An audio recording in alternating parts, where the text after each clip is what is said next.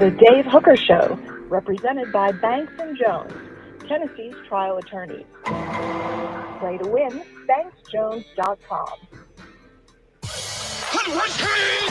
The Dave Hooker Show.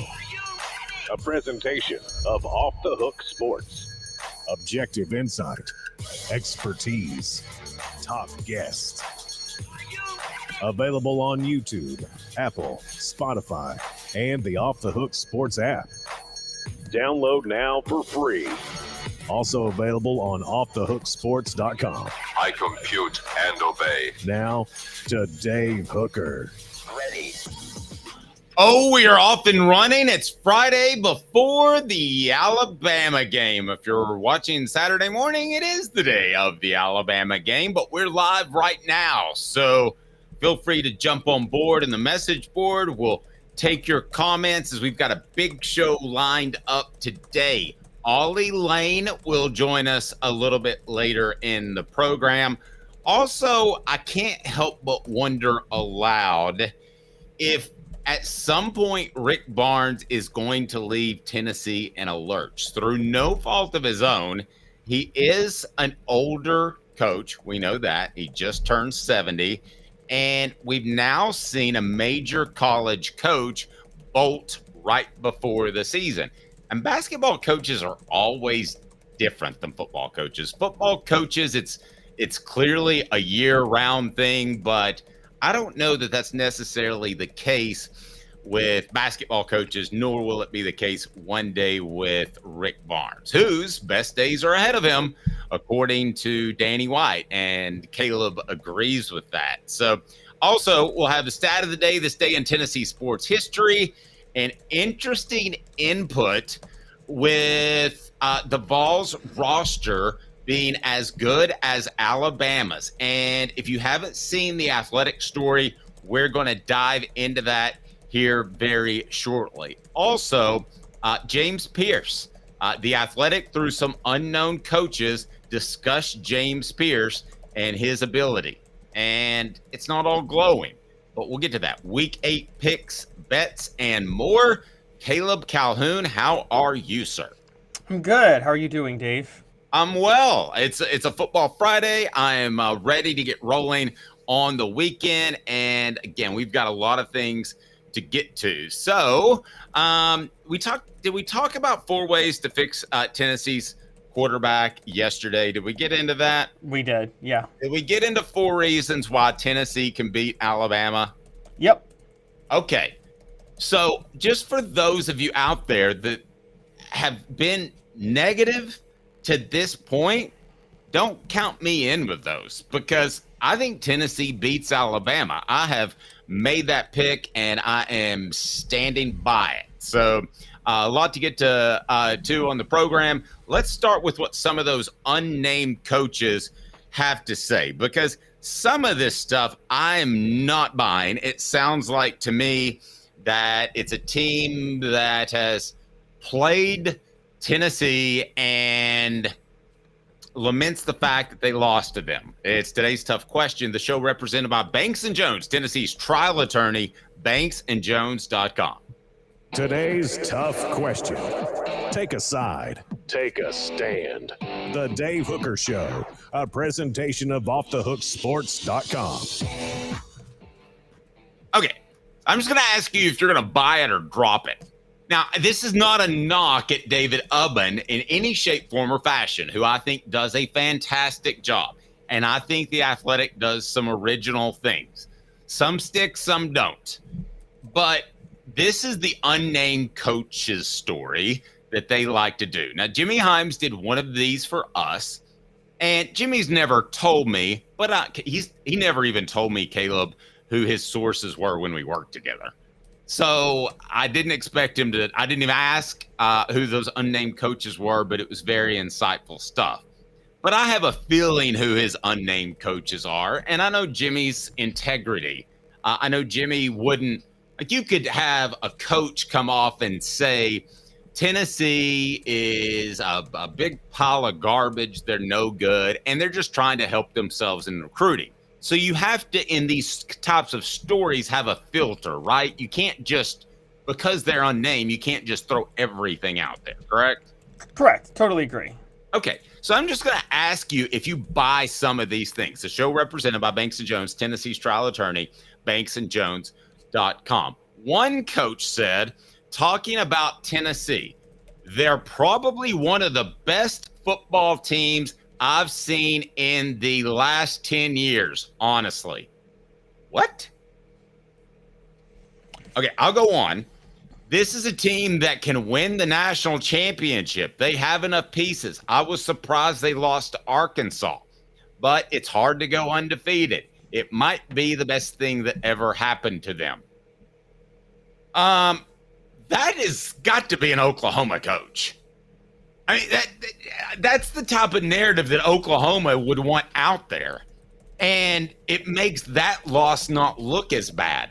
But listen, we both are very high on the Vols, but if you're telling me for a second that they're one of the best teams you've seen in the past decade, well, I have some oceanfront property in North Knoxville that I would like to sell you. Caleb, can you buy that even close? It depends on the value because, Dave, remember this. Tennessee didn't just beat Oklahoma.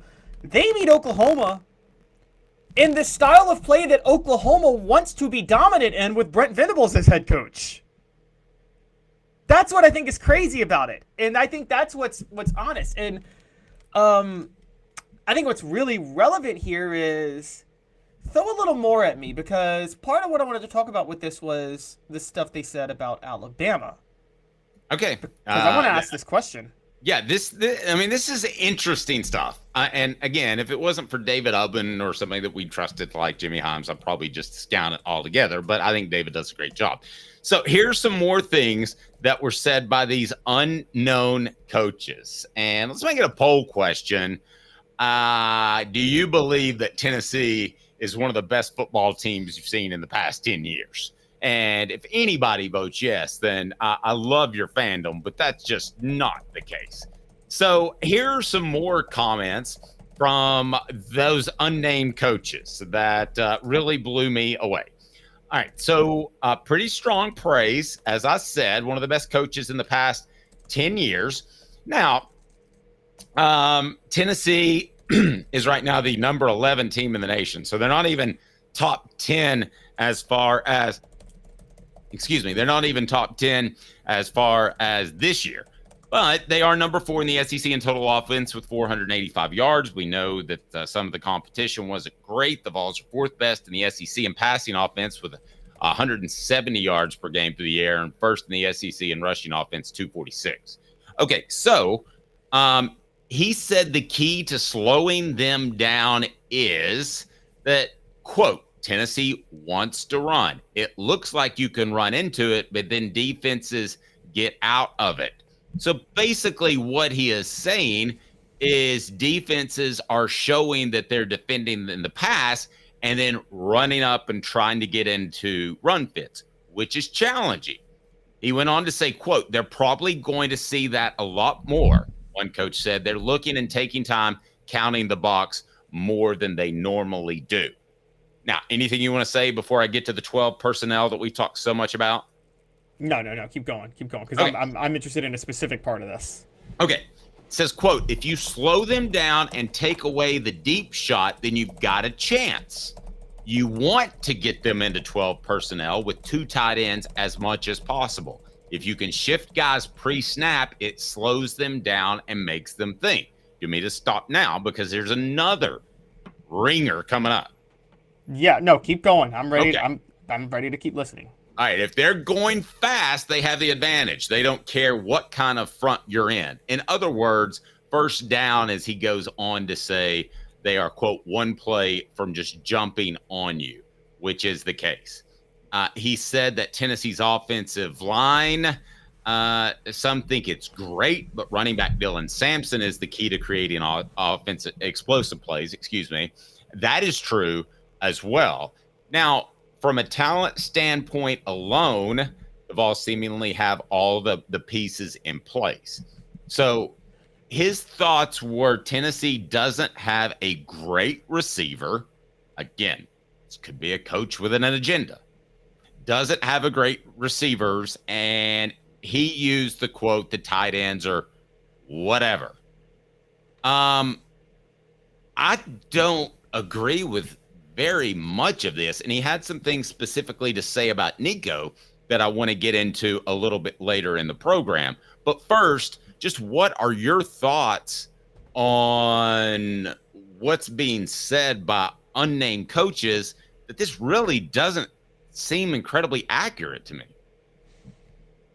It is based on what we've seen them in SEC games. I will say that. And if this is SEC coaches, get to the Alabama thing they said. That's the thing that stands out to me, Dave. Give me the Alabama quote.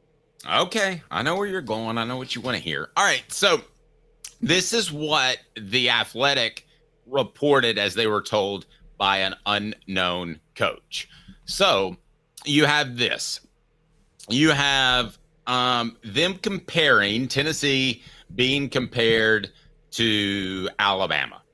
And the exact quote was, now I want to talk about Nico on this as well. Yeah. So, I mean, this might be a topic presentation here. But as far as Alabama and Tennessee, he said the playing field in terms of talent overall has been leveled to some extent, and that Tennessee is close to Alabama on talent. Now, when I get to two of Tennessee's top players that they had strong feelings on, but I don't believe Tennessee is far from Alabama talent level. But if Alabama is still, just because the way Nick Saban recruited, an A+ in talent, which you could argue they're an A, and the other teams are like Texas are the elite and the most talented. But if you argue an A, I still think Tennessee is a B for one reason and one reason only: lack of high school offensive linemen developing in the program. So you have to go Lance Hurd. You have to go John Campbell, who are both transfers. That to me is enough. Being that bad at such an important position, it's not just being bad at strong safety. You can be bad at strong safety and get away with a lot of things. But if you're bad at the offensive tackles, or you have a bad quarterback, or you can't create a pass rush with edge rushers, that's the name of the game, Caleb. So I think maybe 1 to 85, if you added up the stars, if you looked at them take part in a Pro Bowl top combine, maybe the talent would be somewhat the same. But no way that you can say the talent is the same when Tennessee has the ineptitude that they have at offensive tackle. I think that stuff can be fixed, but right now, it's not there. I don't see other elite programs having such a massive problem at such an important position. So while you and I both thought Tennessee was a national championship contender, and they may still be, Caleb, I can't go so far as to say that the talent level is the same or level. I don't believe that's the case whatsoever. Well, and just to put this into perspective, with all the stuff you told me with that and everything that was said, and I read it even further, the Athletic coaches basically think Alabama is Jalen Milroe and Ryan Williams and nothing else. That's fair to say. That is very true. So thanks for taking me there. He talks about Ryan Williams, compares him to Larry Fitzgerald, says he's an absolute stud. And this person said, I don't really know which direction this game is going to go, but I'd go to Alabama because of the quarterback. And we'll get to his comments on Nico here in just a moment. Now, these are several different unnamed coaches. Go ahead. So, what's really being said, if you really read this in the context, guys, they're not saying Tennessee's close to Alabama. They're saying Tennessee has a better roster 1 to 100 than Alabama right now. If you really take everything they say into context. Dave? You think that's crazy? You think it's crazy to say they have... Yeah. And it's not because the starting 22, largely in my mind, now it is partly the starting 22, because you have a situation in which, Caleb, they have an incredible problem at offensive tackle. I don't know that any other school out there, I'm sure there's problems on every roster and every starting 22. But the great teams, and why I go back at the past 10-year comment, the great teams just plug in another offensive tackle, don't they? Yes. I'm going to go, they have a point. Not in raw talent, but here's why I think they have a better roster. And I know Crazy Caleb's coming in, guys. Crazy Caleb's dropping in on you. But, Dave, I have 2 years ago when Tennessee played Alabama, when they beat Alabama. That was a Nick Saban-led Alabama team. You watched that game. If you watched that game, you would have assumed, and tell me if I'm wrong, you would have assumed that Tennessee had way better recruits overall than Alabama, and Alabama was just being carried by Bryce Young, right? Oh, no. I thought they had really good receivers. Tennessee handled them in the trenches, though. Both sides of the ball just absolutely obliterated Alabama on the line. Oh, you're talking, okay, 2022 specifically. 2022. Okay. Here's what I'm saying. I think Alabama, a culture, even though the talent's there, a culture of complacency has set in with a lot of the players. I think at Tennessee, particularly on defense, you see a lot of players who have put a lot of pressure on themselves to be better. You don't think Tennessee's got good, I would say B-level defensive talent. Is that fair to say, B-level defensive talent? No, I think they have A-plus level defensive talent. Here's what I think they have. I think they have B-level with some A-plus players. Here's what I think is happening with Tennessee. Those B-level defensive players have been hearing for 2 years how they're holding the team back. And I think they went all in the weight room and all of that stuff in the offseason. And I hate to sound like the cliche coach, but the defensive level players are the guys that in Madden, they're roughly an 85. And right now they're playing at a 95 level because of all the work they've put in. And I think Alabama's roster is a lot of 95s, but because they've been complacent, they're playing at an 85 level. And so I think because of that, because of the work done in the offseason, yeah, I think Tennessee right now has a better roster than Alabama because I think Tennessee has a lot of players who have put a lot more effort in the offseason than Alabama does. So you're talking about the Omar Norman Lott type of players that go from good to great. Yes. What Bear Bryant invented Madden ratings, guys, by the way. There's a YouTube clip. I'm kidding, but there's a YouTube clip of him in 1979 talking to the freshmen. He said, let's say you're an 85, but you, because of your preparation and your work and everything you did, you play at a 90 level this week. And the guy in front of you didn't prepare, and he's at 90, but he's playing at an 85 level this week because he didn't prepare. And I'm sure with that, Madden ratings were born. But Bear Bryant said that to freshmen in 1979. I'm going to say that that's what's happening with Tennessee and Alabama across most of the rosters right now. I think Tennessee, because of the work they did in the offseason, because of the pressure their defense felt, and all the criticism they've heard, has put in a lot more offseason work and is playing at a lot higher level than Alabama because of the complacency that set in with Alabama that Kalen DeBoer may have allowed. Okay. I just have a hard time buying all this. The poll question is up about Tennessee being one of the best teams in the past 10 years. The show represented by Banks & Jones, Tennessee's trial attorney, banksandjones.com. Please click that thumbs up button if you think that Tennessee is one of the best teams in the past 10 years, or you think that person that was interviewed by David Ubben may have been hitting the sauce. Banks & Jones, Tennessee's trial attorney, banksandjones.com. Why Banks & Jones? Well, it's because they're Tennessee's trial attorney. You can play to win with Banks & Jones because they'll go to trial. You've heard of other lawyers. They say they'll go to trial and fight for you. They won't. They just want to settle. That's the easiest way out. Well, that's not Banks & Jones, led by T. Scott Jones. They won't settle. They'll go to trial for you. Tennessee's trial attorney. They play to win. Truly, Tennessee's trial attorney when it comes to criminal defense or personal injury. Why settle? It's Banks & Jones. T. Scott Jones. Banks. All right, so give us an update on that poll question. Where are we on that? All right, update on the poll question. Do you believe that Tennessee has one of the best football teams you've seen in the past decade?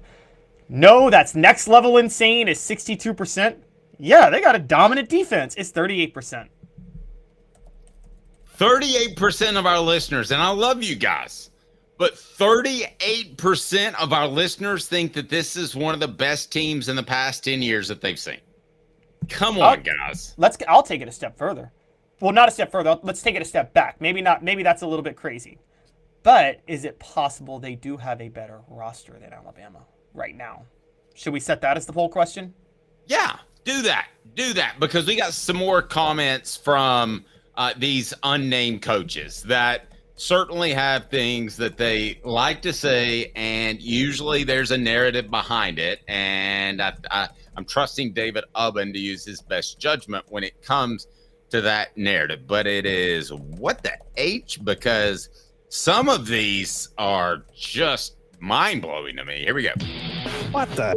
What was he thinking? Release the hounds. The Dave Hooker Show. Keep cool. A presentation of OffTheHookSports.com. Let's go ahead and start this segment. Yes, I will again apologize to Joe Milton. Some of you love that on the message board watching me eat crow, because per True Media, which I've never heard of before, 15.4% of Nico Iamaleava's passes this season have been off target. That's 77th nationally. Former Tennessee quarterback Joe Milton, per this report, was 37th nationally last season, with 12.7% of his passes going off target. So is Joe Milton a better passer than Nico Iamaleava?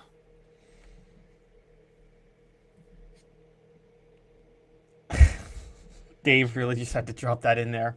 I'm just asking for a friend. Are we? No. Here are my thoughts on that. He's not. a lot younger, and it means a whole lot to him. So when the ball starts rolling downhill, it looked like it was just going to be fantastic at the beginning of that Florida game. And then you have the fumble. And I think that he played poorly from that point on. I think if things are going good, that he's right up at the front. But I think that he gets down on himself and was really torn up after the loss to Arkansas, I was told. And I think he gets too down on himself. Joe Milton had kind of a laissez-faire attitude, if I can go a little French on you. But maybe that served him well, that he didn't put too much pressure on him. I've been around some great athletes that have said, well, they're on scholarship too. I mean, it's not always good versus evil, Caleb. I mean, sometimes the other team just outplays you. And I think Joe Milton, maybe it's a fault in your eyes. Maybe it's actually a good trait to have in his position. Didn't take on the pressure that Nico has put upon himself and that the coaching staff has put on him. So, okay, that's possibly true. I could see that. I think some of these on-target passes, though, can be misleading, because I think a lot of times I don't know how they're able to determine whether or not it's the receiver's fault for breaking off a route or not running the right route. And I get what you're saying, but also there's another layer to this. What about the fact that they've just taken more risky throws with Nico? Harder throws to make. I agree. And Derek said that as well. They're asking more out of Nico than Joe, obviously.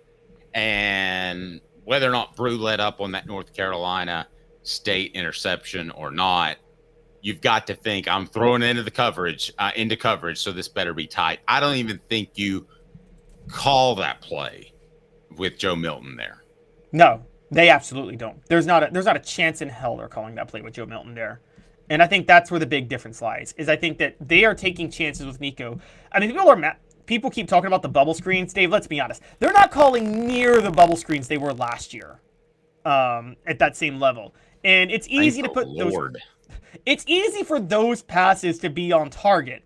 And so I think, for me, it's really hard to say that Joe Milton, it's really hard for me to say that Joe Milton was more accurate than Nico, and I think he had a lot easier throws. On top of that, and we want to point this out, we'll talk about this with Ollie, the shots were there way more often with Joe Milton last year than they have been with Nico this year. And yes, I think I was stunned to see Chaz Nimrod and Squirrel White running bare downfield. It just seems like that hasn't happened very often this year. I agree. That's one of the most shocking things for me too. So when you take that into account, yeah, I'm sorry. I'm not going to go there. I'm not going to say that Joe Milton's better than Nico. Now that's a red flag what you're telling me about Nico, but I think we can safely say there are 1,000 issues involved in that, can't we? Yes. And one of the issues that is out there that this unnamed SEC coach wanted to offer up as well is that the key to beating Nico is making him make post-snap reads. That's why you're seeing so many defenses show one thing and then do something else. Now, is that a red flag right now, Caleb? Or is that the ultimate situation where he might not be able to overcome things and he just doesn't process quickly? I'll go ahead and tell you, I think it's just him being a young guy, but it's certainly more of a question mark than I thought it would be in August. Well, here's where there's a red flag. The Heupel offense is designed to where it shouldn't be hard to make pre-snap read. It shouldn't be hard to make the right throw with the pre-snap read. You should almost not have to make pro-snap reads. Well, but see, that's what they're doing. They're giving them different looks. They're coming up and they're showing blitz and they're bailing out. So we talk about the 3-3-5, and I do think that's a tough matchup. But I've seen more disguising of coverages against Tennessee than I've seen in Heupel's previous successful years. So I think that's exactly what they're doing. So then you might say, oh, this looks like cover one, and they're bringing 7 guys in a blitz, and suddenly they drop back into cover 2. Now that you've got to be able to make a post-snap read. That's not on Heupel and Halsley to make that call. No, it's not. You're right. You do have to be able to make that read. But it's not just Nico that has to make that read. The receivers have to make that read. What if the receivers are running deep post routes and they should be breaking in because it's a cover 2? I'm with you. You know? And so I don't understand why the passes aren't going over the middle, other than here's I what we just need. Don't believe that Josh Heupel completely trusts Nico quite yet. And I think he's surprised by that. And I think he thought Nico would be more, but I think there's a real concern there that he is not right now confident enough to deliver a ball right down the middle. And it sure as heck didn't help the Chaz Nimrod drop that one because that was a perfect pass. No, I agree. All right, here's a phrase. Who was it that they would say this about? Was it Tom Brady where they would call him check down Tom? Like a quarterback that would just do the check down all the time because it frustrated the heck out of them. And it frustrated the heck out of the fans. But I can't remember, but that's not the worst thing in the world. No, it's not. This is what I'm saying. No, it's the worst thing in the world when you're throwing check downs because you're scared to make the deep throw when it's there. That's when it's bad. Yes. And a lot of quarterbacks do that because they want to take the safe route. Maybe Nico needs to turn into check down Nico. And what I mean by that is just take the easy dump. Because, guys, I don't know if you're noticing this.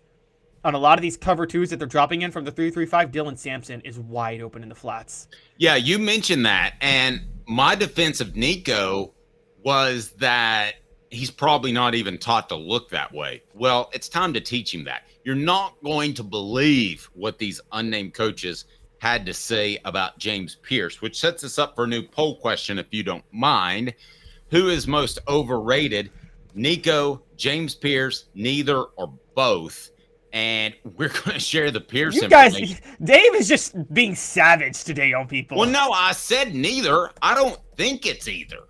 Maybe Nico a little bit, but not Pierce. All right, but I've got neither in there. You can vote neither, but this is what this unnamed SEC coach is having you believe. So this isn't my assertion. Don't put this one on me. Medicare Misty in over 40 states, 30 seconds from her. Your Medicare needs for free.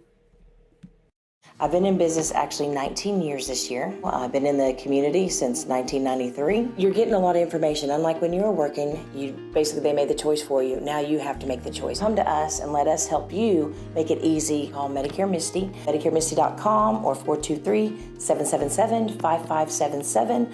Let us help them sleep at night. And we call her Medicare Misty.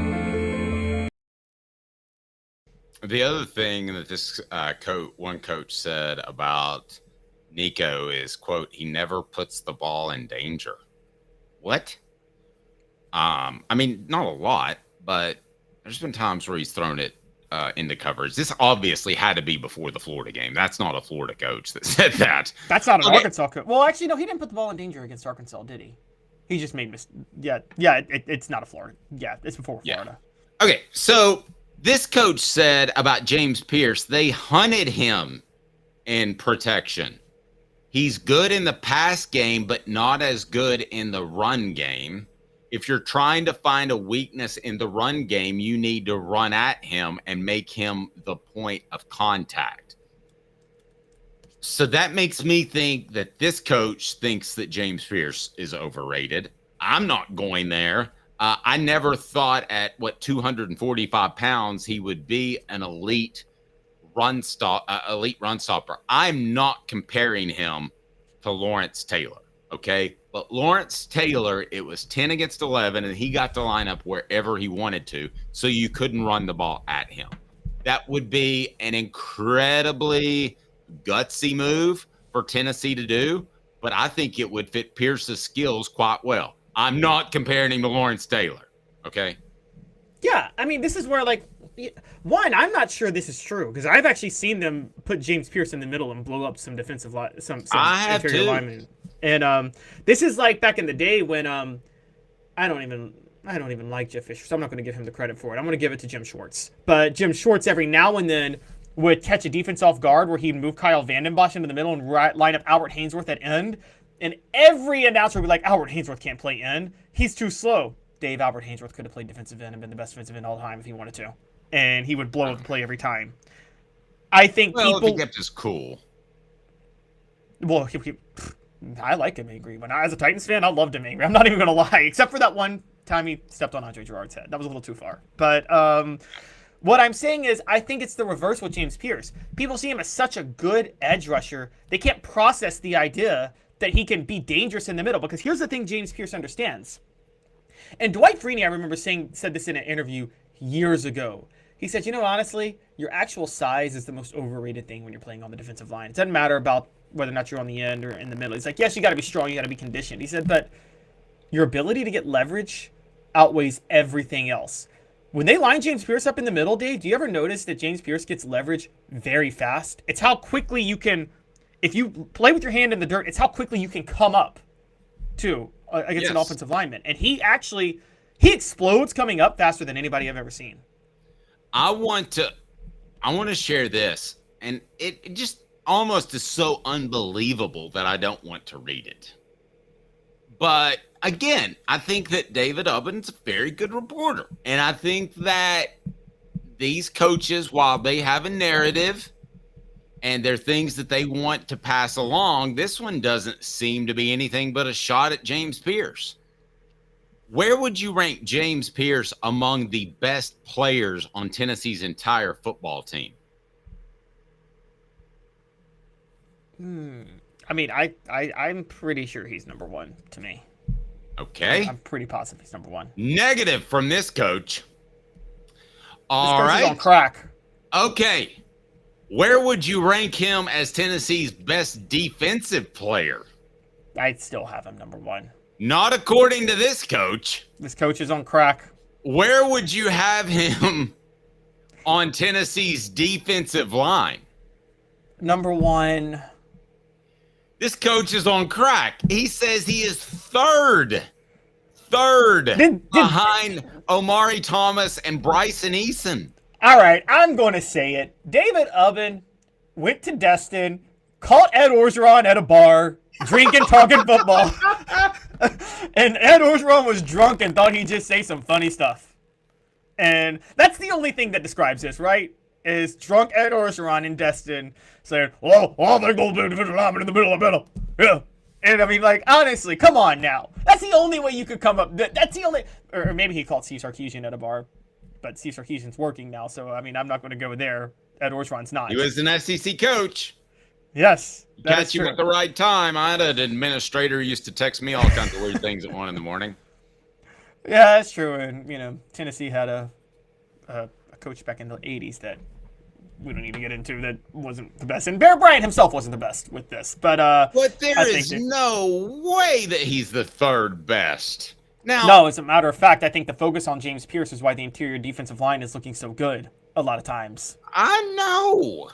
So what's our poll question? What are the early responses on that? Nico, 62% say neither. I agree. If you had to make an argument that one of the two are overrated, maybe it's Nico because we had him rated so darn high, Caleb. Yes. No, I agree. But that's like, that's like me buying a car that is supposed to go 0 to 60 in 4.2 seconds, and it goes 4.3, and I've got a huge problem with it. I don't have a huge problem with it. I would have liked to have gone as fast as I thought. But, I mean, if Nico is, again, just 7 games in, 6 games as a full-time starter, if he is just an A in your mind right now, then A+ is still very attainable. If he's just a B quarterback in your mind right now, then A+ is very attainable. I'll break it down to just a couple of plays and one piece of equipment that Nico needs in his dorm room or his living space or his mansion or whatever in the hell he has nowadays.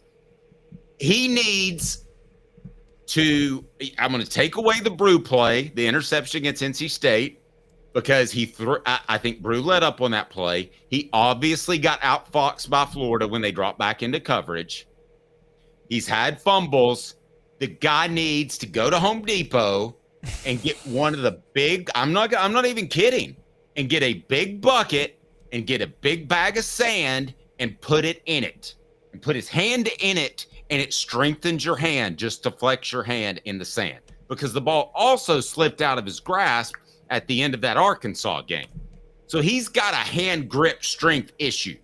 He might not fumble one of those 2 balls that he turned over in the Oklahoma game. Again, that was the offensive line letting somebody come free and he got hit. So that's usually more on the offensive lineman. But still, the guy needs some hand strength. And maybe that could help you in more ways than one. I don't know, Caleb, but that's what he needs. He needs a big bucket and he needs a bag of sand. Yes. And you just do that while you watch TV. I was really good friends with a Major League Baseball prospect, and that's how he strengthened his hands. I'm not joking. That is the piece of equipment that he needs. You know, I'm with you. I mean, it's old school, but what else are you? I mean, it's hard. I love working out, but there's not a lot of good ways to work out your fingers.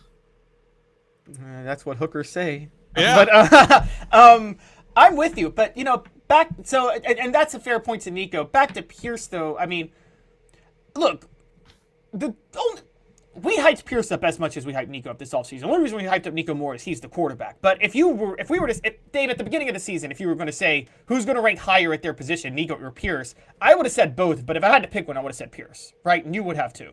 Well, yeah, and everybody would have. It wasn't just us. Everybody was on that. Yes. So I'm not going to sit up here right now and knock Nico, and knock Pierce, or knock us how we touted Nico, or say he's more overrated, or say that Pierce is more overrated. I think Nico is more overrated because he hasn't lived up to our level of expectations.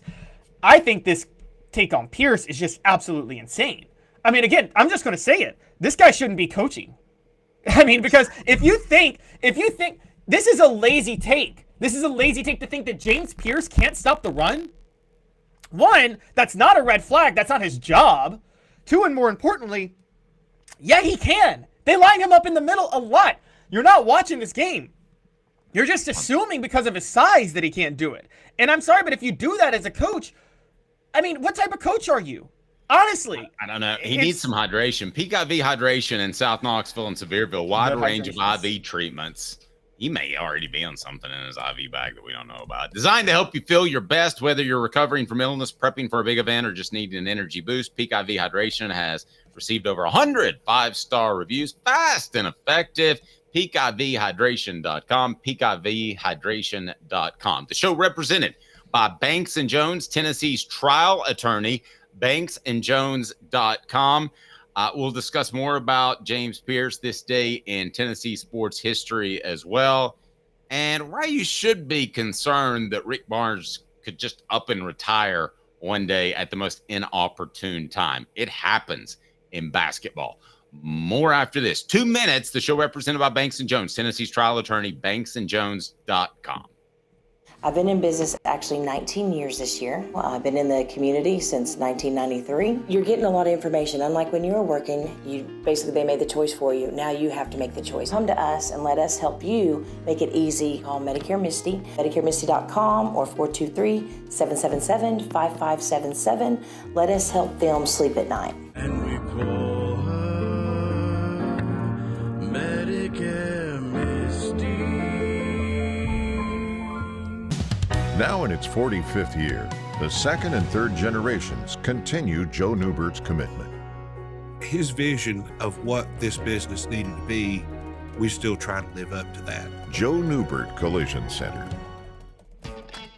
Are you ready to get strong? At NFC, we offer top-notch weight training and functional fitness, so you can build strength and improve your performance. Join today at NFC1.com or stop by any one of our 7 East Tennessee locations.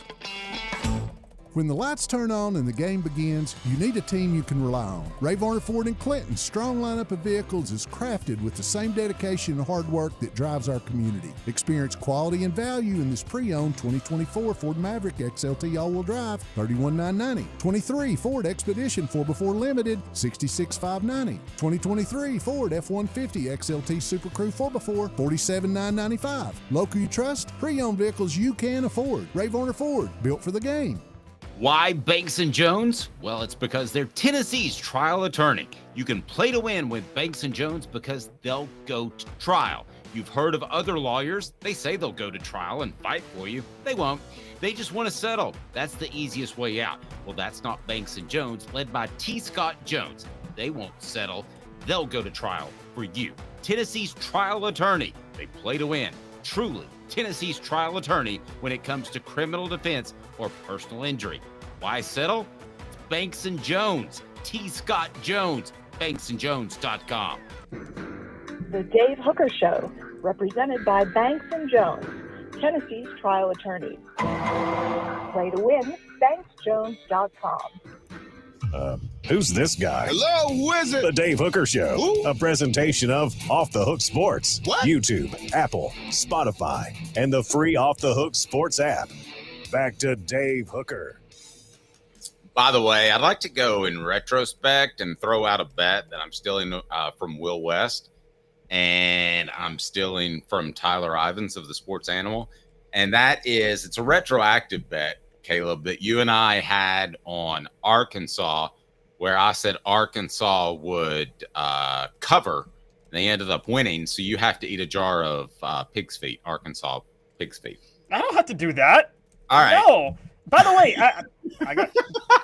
I'm from Memphis. I've got in-law family from like really rural Mississippi, and you go there and they eat have you ever heard of, I think it's hog head cheese?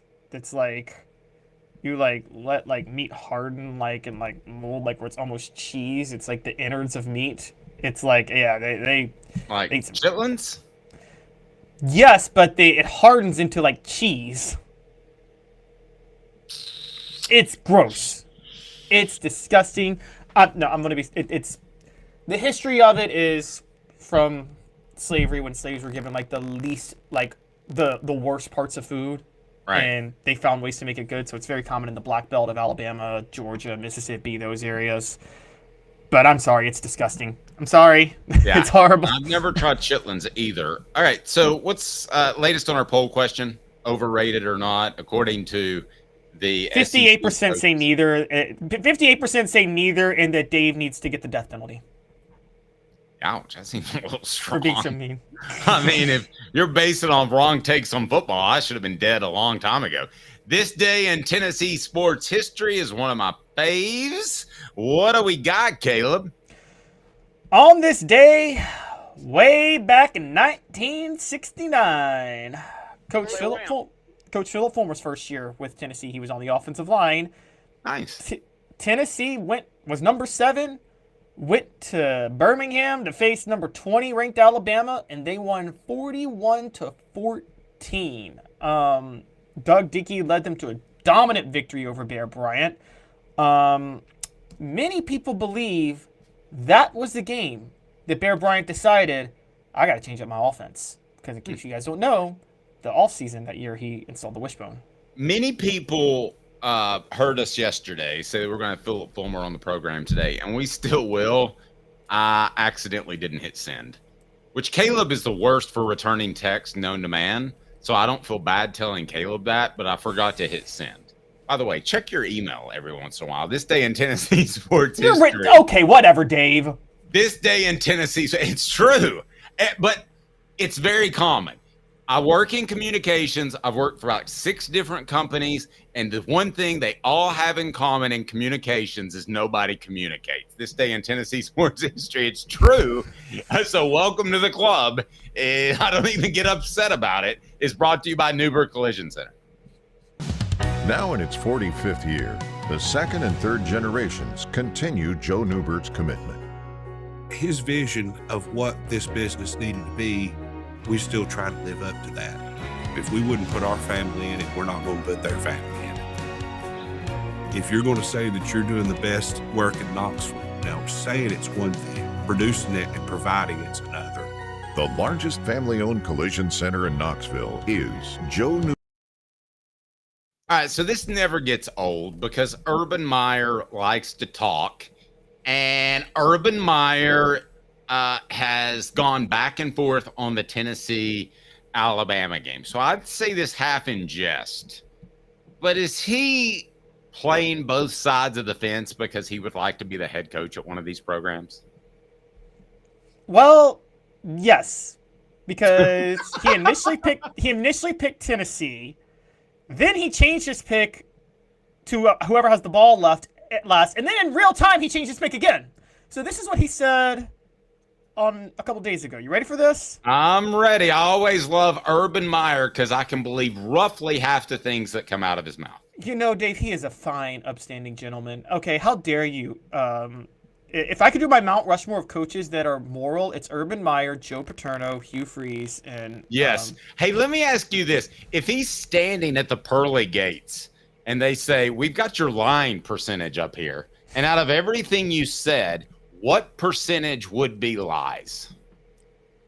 Oh gosh, I'm gonna go with a very, very specific number. It's 67.8%. Wow, you think 2/3 of the things that have ever come out of Urban Meyer's mouth is a lie? I do.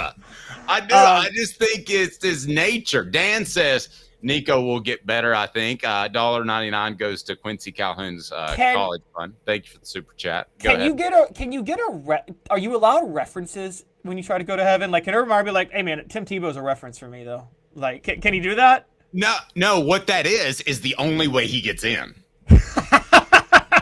I mean, it's going to be St. Peter's going to say, we've considered the Tim Tebow thing, and that was pretty good, but sorry, the rest of your career and your lifeline percentage is going to send you somewhere else. Before I play this, I think that's going to work more against Tim Tebow than it'll work in Urban Meyer's favor. We all believe Tim Tebow's going to heaven, but when he's at the pearly gates, he's going to be like, yeah, man, you were ride or die for Urban Meyer and that Florida team that was out here killing him. Maybe that keeps Tim Tebow out of heaven. Wouldn't that be crazy if that kept Tim Tebow out? Question, what Gators actually get into heaven? No, we're not going to do that. Aaron Hernandez. Right. By the way, the new Beavis and Buttheads, the shows that are out, there's one where they fall in a sewer and they think they're in hell and they love it. It is hilarious. All right, here. Speaking of hilarious, here's Urban Meyer, who looks like he's been in the sun. Congrats. Yep. I mean, that's SEC, man. This is going to be the will of wills. I'm going to go Alabama. Alabama's whoever has the ball last. I keep going back and forth with this. I'm going to pick. Mark's going to get pissed, but I'm going to go Tennessee because it's his home. I think it's a draw. An upset. It's a 1.5 point upset. I don't even think those should be called upsets. No, I think, and here's the thing, Urban Meyer is a college football analyst. Like, you can't make a pick? I get it's a draw. Go out on a limb. Make a pick, man. I got the feeling from that interview he didn't know a combined 5 players that are going to take part in the game. No, he doesn't. He is collecting a check right now on Fox Sports, okay? So, I cannot believe that he's actually, I don't know why he's doing it either. And so, here's the truth of the matter. You are right, Dave. He's collecting a check on Fox Sports right now because he wants to stay relevant, because he wants a college to hire him. Yes! And he's being careful about what he says because he's going to, Urban Meyer's not stupid. He wouldn't take any job that opened, right?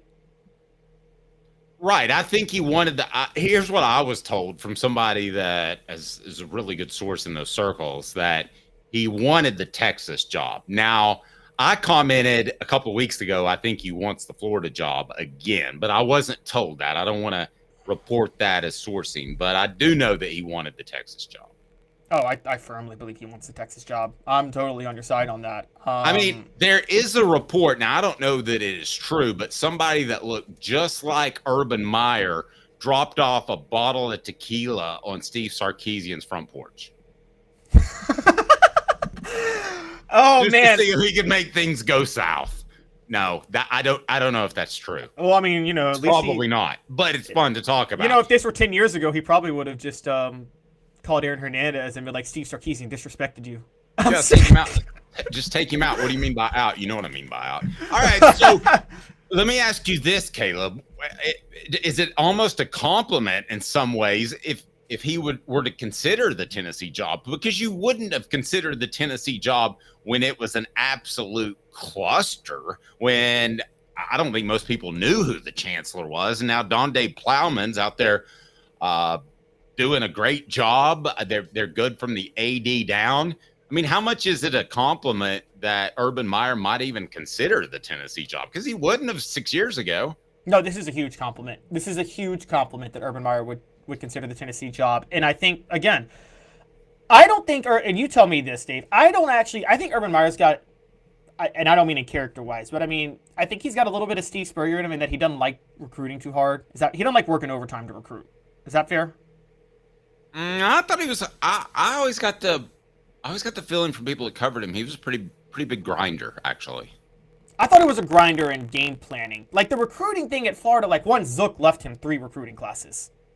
Yeah, it's really hard to say, Caleb, because he was at 2 schools that you didn't have to recruit hard to have talented rosters. So did he recruit hard? I don't really know. Yeah, that's where I'm at. And so I think he likes schools where you don't have to recruit hard. Tennessee's a school where you kind of have to grind a little bit to recruit. Used to be. I don't know if it is anymore with NIL.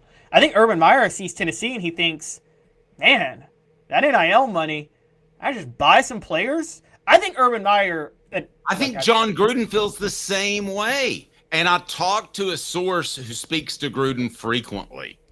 And I said, and this is just recently since we talked about this. And I said, I think he wants the Florida job. And the person said, no, last I talked to him, which has been a few months ago, and that's why I knew he'd never take the Tennessee job, is because he doesn't want to coach in college. And I said, well, what he said about the NIL and the transfer portal, I think he views it differently. That person said, that's a good point. So he's reaching out to him, and hopefully we'll have something on that before long. But he was never going to come to Tennessee. But with this NIL and transfer portal and all this sorts of thing, I mean, it's a totally different game now. You're not molding young men. You don't give a darn. I mean, if Nico walks away with $8 million or whatever he walks away with, do you think Josh Heupel is going to say to himself, man, I hope I molded him as a great young man? No, you gave him financial independence for the rest of his life. Now, you hope that he handles things the right way moving forward, but you're not talking about molding men anymore. No, not at all. And, here's the thing. I think there is still a layer of wanting to mold men at this level. And I know I'm sappy, but it depends on it depends on the player. I mean, I think sometimes coaches, I think we are unfair in this way. There are some coaches who, yes, they want to win. Yes, they know the players are using them as a pit stop for the pros, but they still look out. They still care for their future. Dave, you may call me crazy, but I actually think John Calipari cares about the future of a lot of his players that played for him that were the one and dones.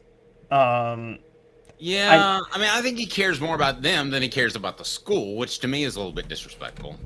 That's possible. But I do have to say that I think John Calipari did care. I do think that's a thing with coaches. I think they genuinely, the decent ones, care. I think Urban Meyer, though, does not. Urban Meyer is, I don't care what you do or who you hurt, go win me some football games. And I think that, I think he sees, Dave, I want to say this. If you're Urban Meyer, would you rather take the Tennessee or Alabama job? I think you'd rather take the Tennessee job with the NIL. I think that's possible. I think there are 3 jobs he would take immediately without thinking about it, wouldn't even care about the number on the paycheck. And I think that's Notre Dame, Texas, and Florida again. Oh, he wouldn't take Florida's not going to hire him. Florida's not going to hire him. Notre Dame's not going to hire him. They'd be more apt to hire the cocktail waitress at the club that he owns that he was dancing with that was not his wife. Oh, I mean, look, Florida has stuck with that. Is a very good point. Florida, I mean, there's a reason Steve Spurrier is more beloved in Florida than Urban Meyer, even though Urban Meyer won one more national championship. It's because Steve Spurrier didn't wreck the program on the way out. I'm pretty high on. I think Urban Meyer is the reason he's doing this Fox job, and the reason he said what he said there, and the reason he's being so vague. He's saying things, and he's only saying things in a way to position him for a job, and he's clearly interested in either the Tennessee or Alabama job. Amen. Listen, college football coaching is easier now because of NIL and transfer portal. Yes, and he wants to undercut one of those coaches. I just don't know who. Again, I think I wouldn't be surprised if he dropped off a bottle of tequila on Steve Sarkisian's front doorstep. I'm just throwing that out there. I'm not saying it's happened, but it wouldn't surprise me. Work trucks, I'll tell you what, they're all about trucks that are actually available. And we'll get to that poll question. Ollie Lane is with us. He's going to join us just a couple minutes, and he's going to look at me like I'm insane, Ollie. But I'm not suggesting this. Another coach is, and that is Nico, James Pierce, neither or both overrated. An unnamed SEC coach said that. Work trucks, all about trucks. They're not overrated. Trucks that are actually available. Trucks that help you maximize your profits by having the right work vehicle. Now, time is money. The perfect work vehicle doesn't break down, has all the space to carry what you need. That's what Work Trucks is intended on offering, while other dealerships just can't do it. Contracting is about time. Work Trucks saves you time, less back and forth trips, and trucks that pass the highest standards to be put to work. The process is quick and easy when choosing a vehicle for work trucks, cargo vans, utility body trucks with an iPod work bodies installed, pickup trucks of all sizes, and anything special like cranes or dump trucks. Work Truck supplies vehicles to people just like you and get you back on the road tomorrow. No dealership runaround. If you're a contractor, you need to know Work Trucks, and that's a fact. Work Trucks carries the trucks that your business has to have. You need Work Trucks. Clinton Highway in Knoxville and in downtown Birmingham. Work Trucks with an X, LLC.com. Don't risk your future in business without Work Trucks. Work Trucks will find that vehicle. They'll make sure that it fits your needs to a T. Proud supporters of the Tennessee Vols. Work Trucks with an X, LLC.com. So just real quick as we tease it through the break. Ollie Lane, VFL. Ollie, there's some people asserting, I like the plaid, by the way. Thanks. You got a tree to cut down later today? yeah. Potentially taking up a new job as a lumberjack. I love it. So there's an SEC coach asserting that James Pierce is overrated, an unnamed SEC coach.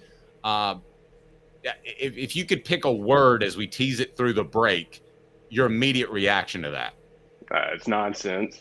I was going to go with insanity. Yeah. All right, let's discuss that. In just 2 minutes, Ollie Lane will join us. Off the Hook Sports with Caleb Calhoun. I'm Dave Hooker. The show represented by Banks & Jones, Tennessee's trial attorney. Sorry, we are having some technical difficulties here, guys. I really North Knoxville is one of the South's largest sports cards and memorabilia dealers featuring over 10 million sports cards from vintage to modern. Sports Treasures carries a full line of hobby boxes, singles, autographed memorabilia, Tennessee Vol collectibles, fan cave decorations, and so much more. See a museum full of collectibles at Sports Treasures, 4819 North Broadway in Fountain City, and Sports Treasures on Facebook. Sports Treasures, where the real sports fan goes to shop. Community banking is about location and much more. It's about family. We reside in your community. We are a part of your community. At Commercial Bank, our commitment extends beyond the walls of our branches. It's displayed each day in the opportunities we provide, the money we give back, and the time we commit, all to help improve the lives of the people, families, and businesses that make our communities great. Commercial Bank, life made better. With our brand new location on Emory Road, Eye Care Optical is bringing East Tennessee's best eye care to your neighborhood. Doctors Johnston and Combs offer unmatched expertise and care without a trip to Knoxville. Eye Care Optical, now in Powell. Are you ready to get strong? At NFC, we offer top-notch weight training and functional fitness, so you can build strength and improve your performance. Join today at nfc1.com or stop by any one of our 7 East Tennessee locations. When the lights turn on and the game begins, you need a team you can rely on. Varner Ford and Clinton's strong lineup of vehicles is crafted with the same dedication and hard work that drives our community. Step up your game in this 2024 F-150 4x4 Super Crew STX, $46,994. 24 Ford Expedition XLT, $59,978. 24 F-250 Crew Cab 4x4 STX, $57,888. Local you trust, performance you can afford. Varner Ford, built for the game.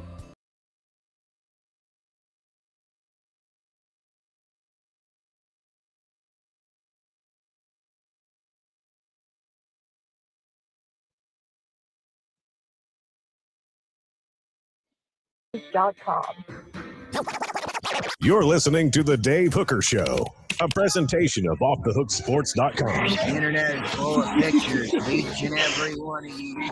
Available on YouTube, Apple, Spotify, and the Off the Hook Sports app. Download now for free. Is there nothing you people can't do? Also available on OffTheHookSports.com. We're trying some new stuff, Ollie, in case you haven't noticed. And Caleb's somehow taking himself out of the show. I think it's good news for me. Caleb, do I have to pay you for that 2 minutes that you took yourself out of the show? I mean, can I dock that just a little bit as we're practicing some new things?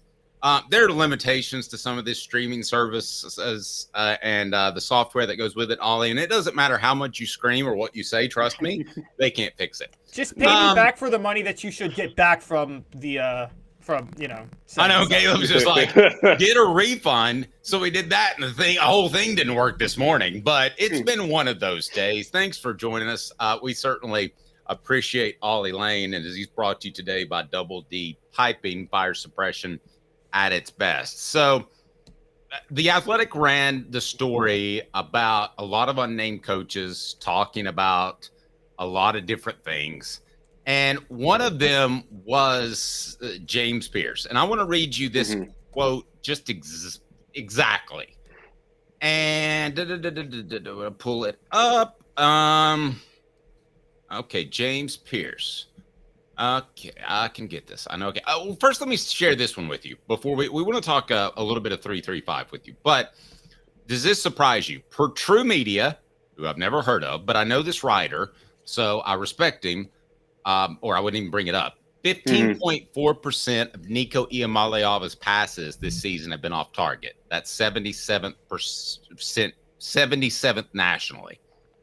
Does it surprise you that Joe Milton was 37th nationally last season with a 12.7% of his passes going off target? You say in a sense of like, does it surprise me that there's that much of a difference between Joe and Nico? Because, I mean, yeah, looking at it objectively, I mean, I think you got to take into effect that it was two different points in their careers. I mean, Joe was inexperienced and been in an offense before. And then, I mean, yes, Nico got the one game last year against Iowa, but he's still in a growth and development position in his career, and he's only getting better each game. Each game he goes out there and gets a little bit more comfortable. You know, I think I saw it a lot in that second half against Florida. He was able to kind of settle in there, make some good throws. And, I mean, the fact is some of those deep ball connections, you're going to have misconnections happen. That's going to happen every single game. So, I mean, you can't necessarily look at that as he's had a fall off or not arisen to the expectations that were for him. Those expectations are still there, and he's still got the talent and all the ability to reach the ceilings that everybody set for him.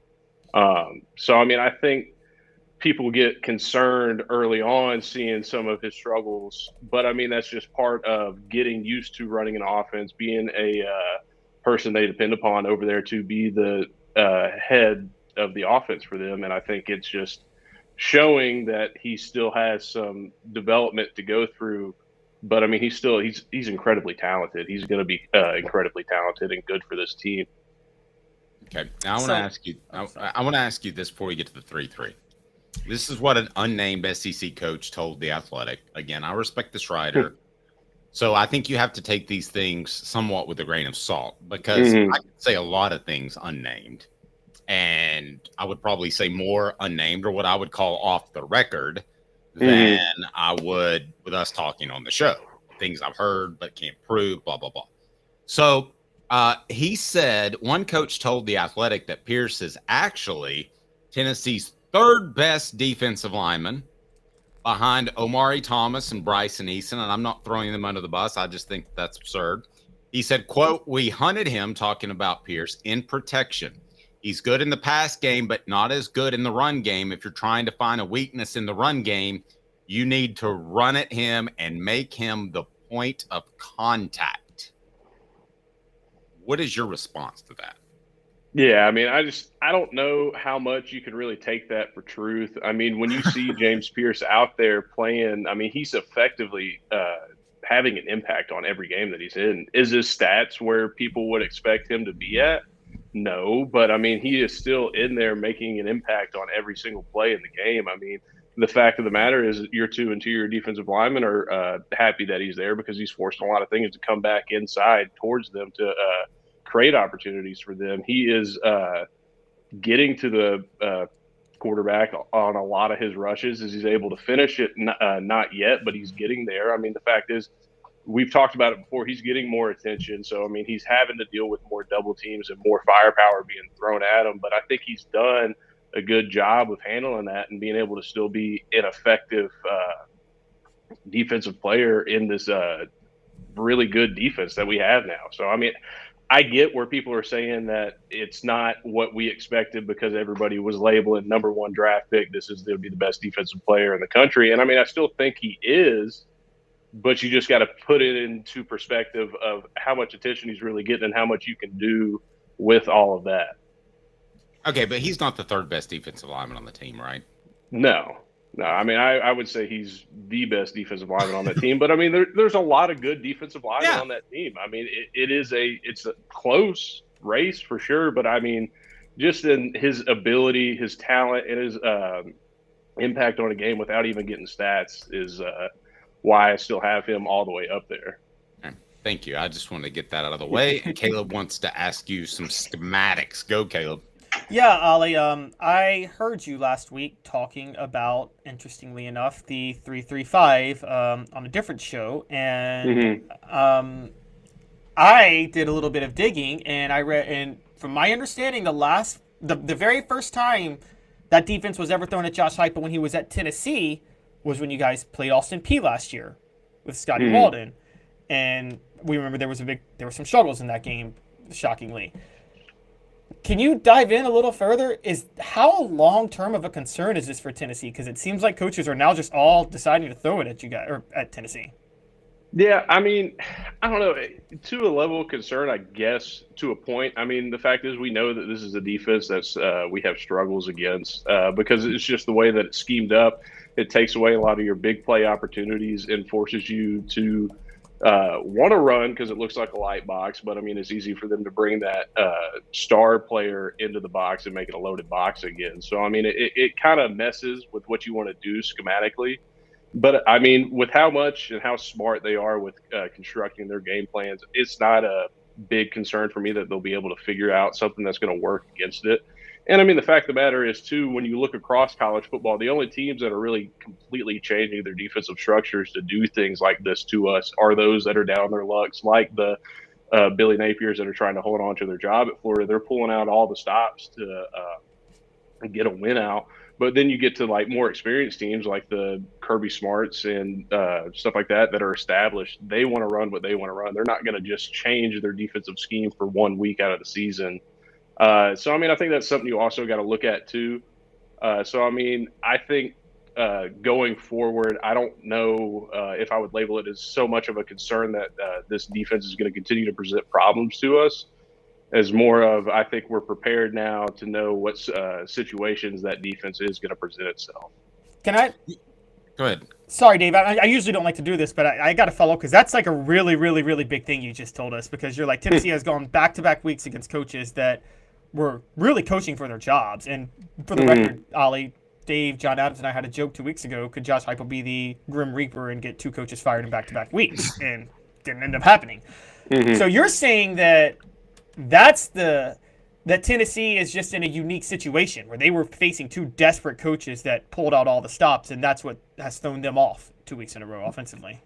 Yeah, I would say that that's something that you could take definitely take into account of how these last 2 games have played out. I mean, the fact is a lot of these coaches, once they get to a point of where it's their program, they want to run what they run and they want to know that what they run is successful. So they don't want to change it off base like that completely to a different structure like some of these teams have had defensively, because not a lot of teams had these kind of defensive structures put into place beforehand. So, I mean, it's interesting, too, to look at to just see what point in time these defensive coordinators and head coaches and stuff at other programs decide, all right, this is the point in time where we got to pull out everything to win this football game. You want to play a little 4 downs with your old buddy Coop Mays? Yeah, let's do it. All right. 4 downs brought to you by Double D Piping as we break down the 3-3 defensive look that Tennessee's seen recently. Double D Piping provides full-service fire protection on any scale. From residential homes to government facilities, we can assist any customer through design, fabrication, installation, inspection, and demonstration of fire suppression systems.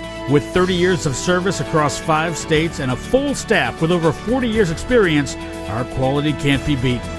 Don't get caught watching what you could have prevented. Call Double D Piping, the absolute best. All I'm going to say is, Ollie, when I play the commercials, everything seems to go well, and we all stay on the screen. Right, that's all I'm saying, Caleb. 4 downs.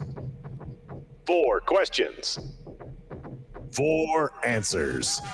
The Dave Hooker Show. 4 downs. A presentation of OffTheHookSports.com. All right, so let's get into this 3-3 defense that is in vogue, especially among coaches that are nearing a pink slip. We'll get Cooper Mays to set us up. Cooper Mays here. Hit like and subscribe. The excitement level. Coop here. First down. All right. Is it more the 3-3 or is it more the pre-snap movement where they'll show one thing and do something else?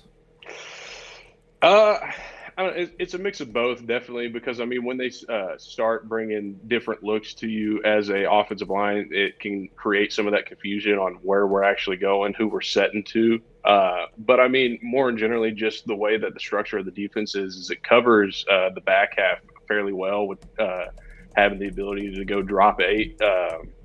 But then it also presents the look of a loaded box with having 3 linebackers back there and causes issues with trying to generate the scheme on how we're going to double team up to this, who's pulling around to get who and all, who's setting in protection, which way and that.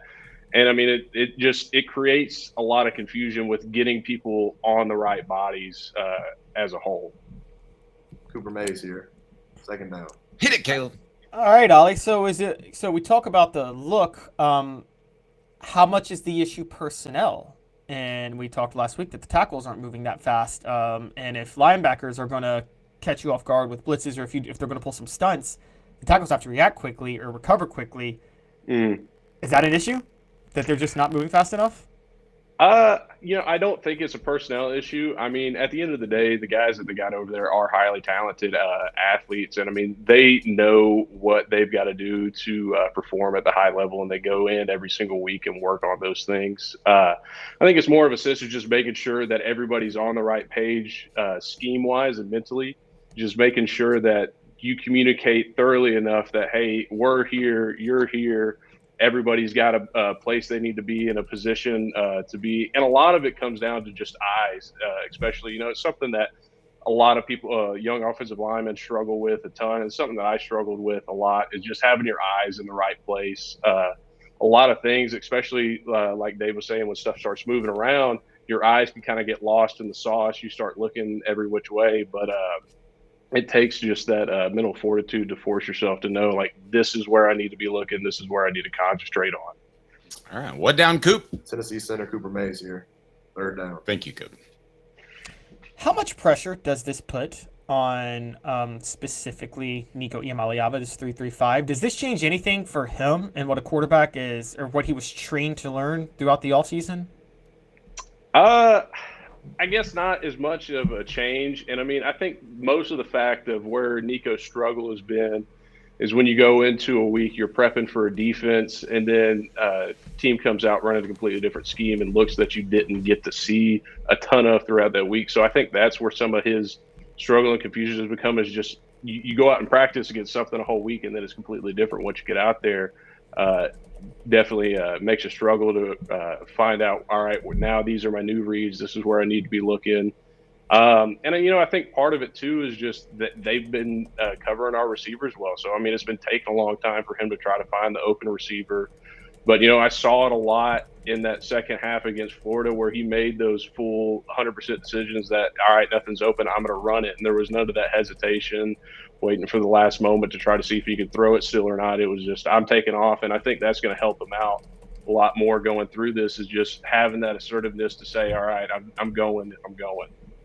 All right, good stuff. Fourth down, Coop. All SEC center Cooper Mays here. Fourth down. All right. I've got this for you. Give me a reason to be more optimistic about Tennessee's tackle situations than when last week you might have had the line of the entire existence of Off the Hook Sports when you said Lance was a slow-moving person. I know that he's got the ankle and you didn't mean it like that, but it was a pretty funny line. So why should I be optimistic about the offensive tackles moving forward? Yeah, I mean, like I said before, these guys are super talented. I mean, when you see I've seen what John Campbell could do in the past, and I'm not worried about his ability and his talent level to be able to go out and perform. And, I mean, when you look at a guy like Lance, he flashes a ton of freaky talent on tape and gives you a lot of remnants of guys like Darnell Wright in the past. Darnell wasn't a perfect polished tackle his first few seasons with the Vols, but, I mean, he – put in the work and progressed to a first-round draft pick. So, I mean, I don't see why the support has been lost for these tackles, because, I mean, they're out there, they're working every day, and they're smart tackles. They understand what needs to be done, and they know that what they've been doing hasn't been up to par with what it needs to be. So, I mean, they're again, like I said, they're super talented, and I'm not worried about their capability to be able to fix any of the issues that they've had. And I think people should just look at it as excitement. I mean, you got Lance for another couple of years. You're going to be able to see his development grow. I mean, this is just only the sample size of what could be a really successful career for him. Let me ask you, with the 3-3 look, it seems simple to me, but you've forgotten more about football than I know. So, but it seems like if somebody's going to play that 3-3, that you just run out there in 12 personnel, you become even more of a running football team. And I know Tennessee is based in the run. I'm not one of those people that they just throw it all over the place like the run and shoot. But and you protect those tackles. Is that oversimplifying things? I mean, to a point, because I mean, you can't sit in 12 personnel all game and expect to have the big play capability that we want, and to want to be able to move fast, because now you're dealing with a lot more bigger bodies on the field at all times. And then, I mean, the fact is the team, that defense can come right around, just start bringing zero blitz pressures the entire game and ruining any chance you have at running the ball. So, I mean, it goes hand in hand. I mean, if you try to just bulk up and run the ball, I mean, they'll just adjust to it as well and see what they're seeing and load it up with blitzes and pressures. All right, you want to give us a prediction for the game? How do you see this thing shaking out? Yeah, I mean, I've been going back and forth. If you would have asked me about 3 weeks ago, I would have said this thing had the potential to be a shootout. But I mean, I think looking at it now, I'm still taking the Vols. I'm taking the Vols. I think about 31-28. I think it's going to be a close fought game, but I think the big advantage for us is that we're at home. We're in Neyland. It's going to be a loud environment. It's going to be electric. It's going to be a lot of fun. Third Saturday in October, and I'm ready to have my cigar. So it'll be a good night. Good stuff. Ollie, I appreciate it. Have a fantastic weekend, and we look forward to visiting with you next week, and we will work in lunch at some point, okay? All right. Sounds good. Appreciate y'all. Appreciate it. And I was going to take Ollie on a couple of different occasions, but we got tied up to Asia Cafe. Asia Cafe is phenomenal. Treat yourself to authentic Asian cuisine, handcrafted from guarded family recipes. 5 locations to choose from. asiacafe.org, asiacafe.org, and they also have that Brazilian cocoa energy booster premix instant white coffee. Been around since 1909. You can see it right over my shoulder. And Asia Cafe in the Lim Dynasty is in Knoxville, Tennessee, and that's a good thing for Knoxville, Tennessee. The one thing we didn't ask him is, I will tell you for a fact that the 3-3 look challenges from a physical standpoint Cooper Mays to a much higher level. I mean, when you've got a guy lined up on your nose, he calls it, you've got to know where to lose.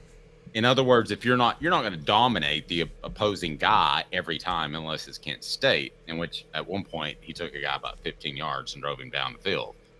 But you need to know where to lose, and that's tougher when somebody's lined up on your nose.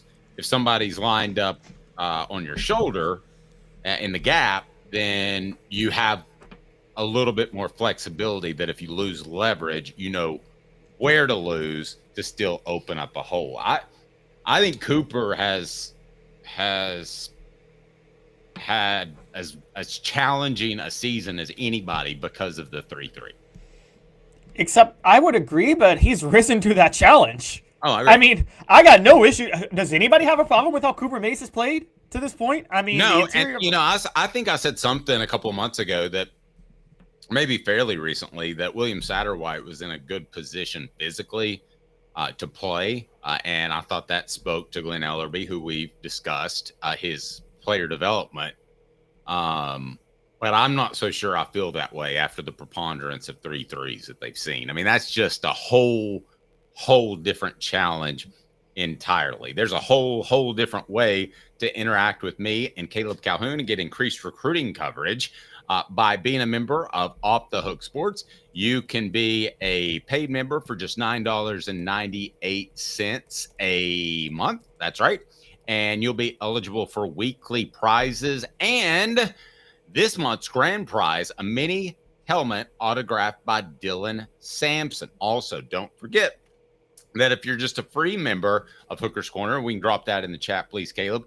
If you're a free member, then you can take part in Rick Terry's Great 8 Garmin Challenge. When we hit 8,000 subscribers, which is right around the corner, then we will hook one subscriber up. See what I did there? Hook, Caleb?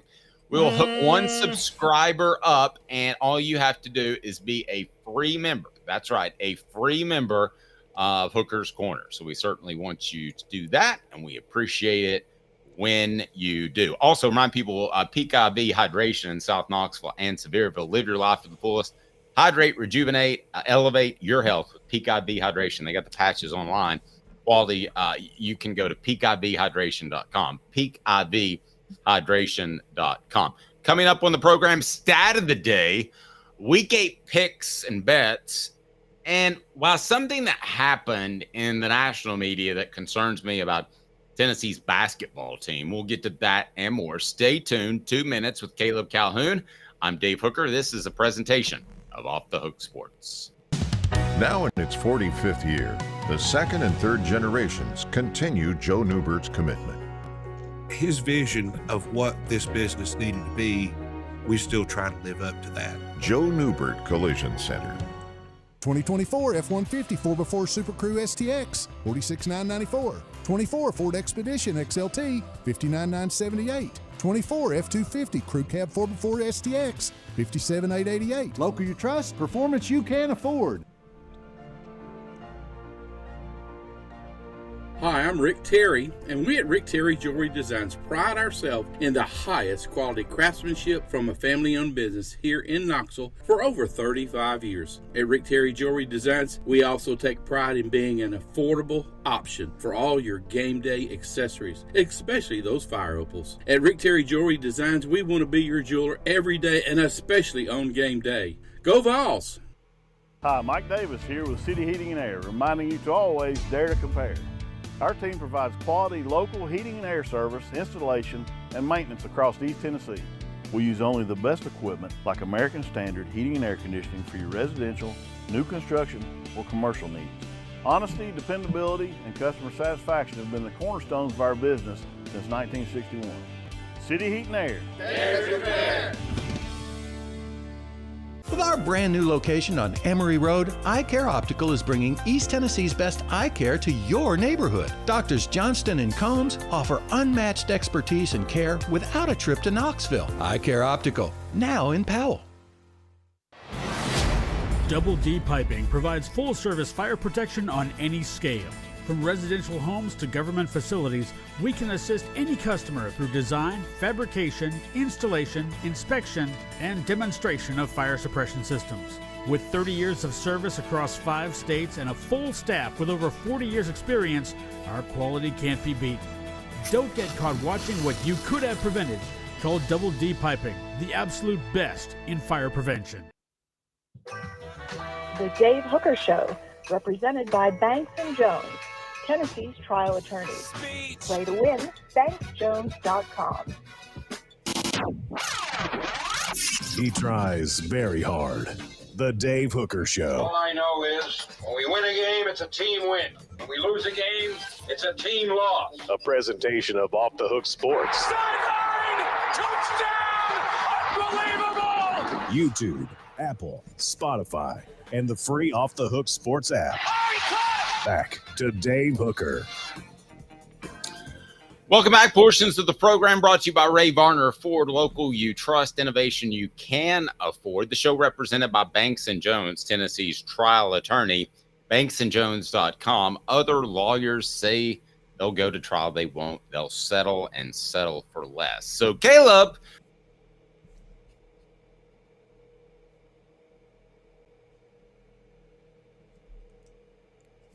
did we lose Dave or did we lose me, guys? You guys let me know.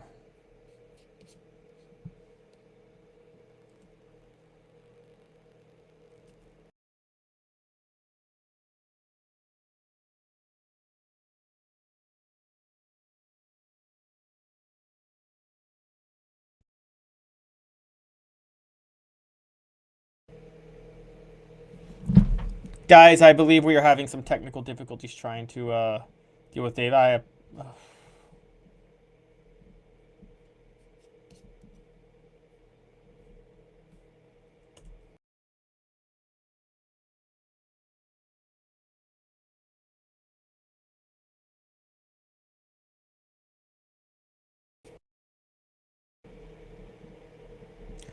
All right, guys, please forgive us. We are trying to get these technical difficulties figured out. It is Friday after all, and these type of things happen on Friday. Oh, we got Dave back. I think he's coming back in. Let me just bring him in now. All right, so let's turn our attention to basketball for a moment. Do you want the stat of the day first, or do you want to go to Let's basketball? go stat of the day right now. My apologies on the technical issues, but I'm back. It's okay. But what I a Friday. Really apologizing to you. Oh, you're only apologizing to me? You don't care about our listeners? No, I was apologizing to the listeners. Oh, okay. Dave doesn't care about me, guys. All right. So, stat of the day is, and this is an interesting one. Since World War II, and this is why World War II is important. That's when Tennessee and Alabama started playing at home. Tennessee started playing Alabama at home on even number years because, as you know, they didn't play in 1943. So they used to play Alabama at home on odd number years. Now they play them at home on even number years. Since that time, Dave, Tennessee has never had a winning streak in Knoxville end at just one game against Alabama. So that's a good sign for you guys tomorrow. They've never, what I mean by that is, they've never won one game in Knoxville and then lost 2 years later in Knoxville. They always win at least 2 straight in Knoxville against Alabama, dating back to World War II.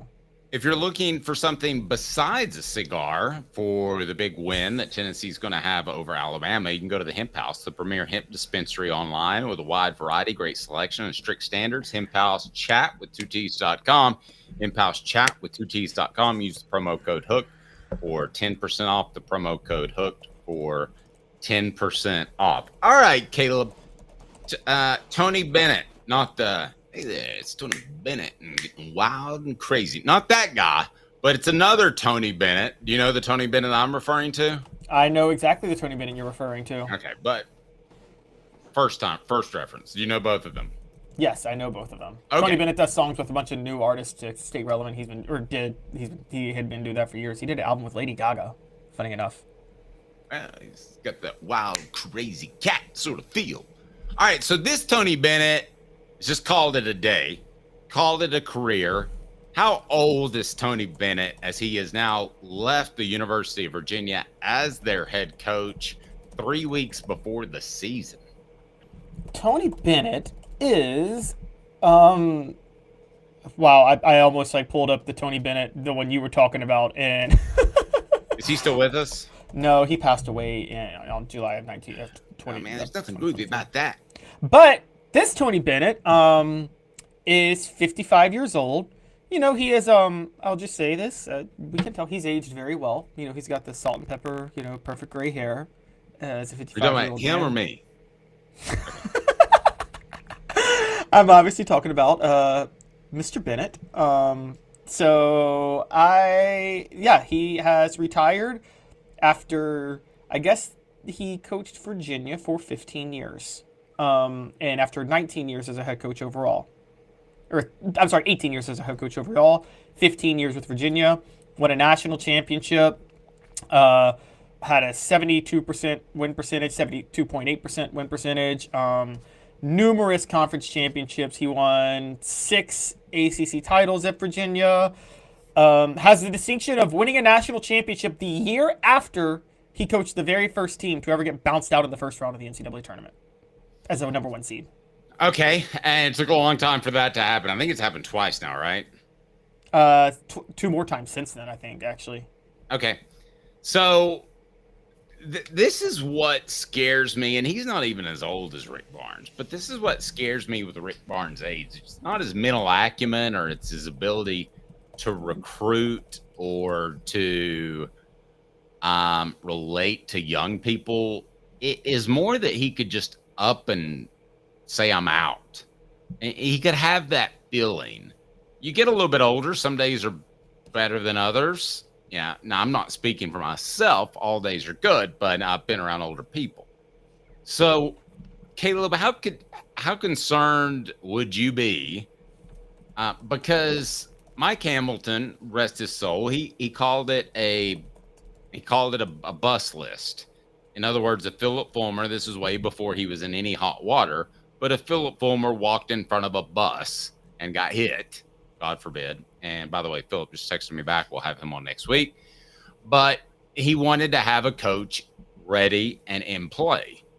So how concerning should that be that college coaches do this a lot?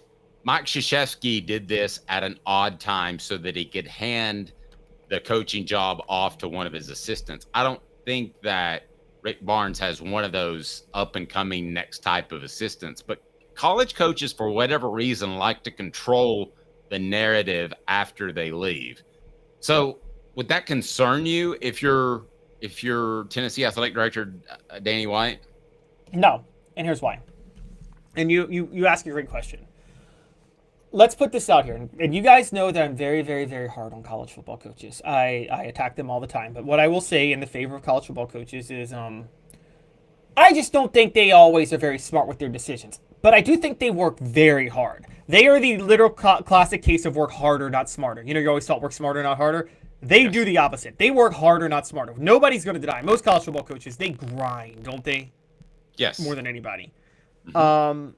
College basketball coaches don't like to do that. They don't grind, guys, quite honestly. They just don't. And the era of NIL and the transfer portal is going to cause you to grind more. Tony Bennett, more than any other coach, and this is the truth, was literally a ball coach in that he liked developing players. And basically he talked about the transfer portal recently, and he said that there needs to be some oversight with it. Tony Bennett does not like this new situation. It's not that he can't go the transfer portal route. He could be fine. He could win a lot at Virginia. The truth is, for college basketball coaches, this creates a work-life balance that they're not used to, that college football coaches have to deal with all the time, and I've always had to deal with. And I think it sent many college basketball coaches out the back door. Tony Bennett in particular, more than Coach K or Jay Wright or any of those other coaches, he liked developing players. He was the guy, I mean, the old school, I want a freshman to come in, play for me for 4 years, and learn to play the game the right way. And, you know, all that old school stuff. By the way, that's the type of coach Rick Barnes is. But the truth of the matter is, Rick Barnes was never opposed to saying, I'll take a one and done here, I'll take a one and done there.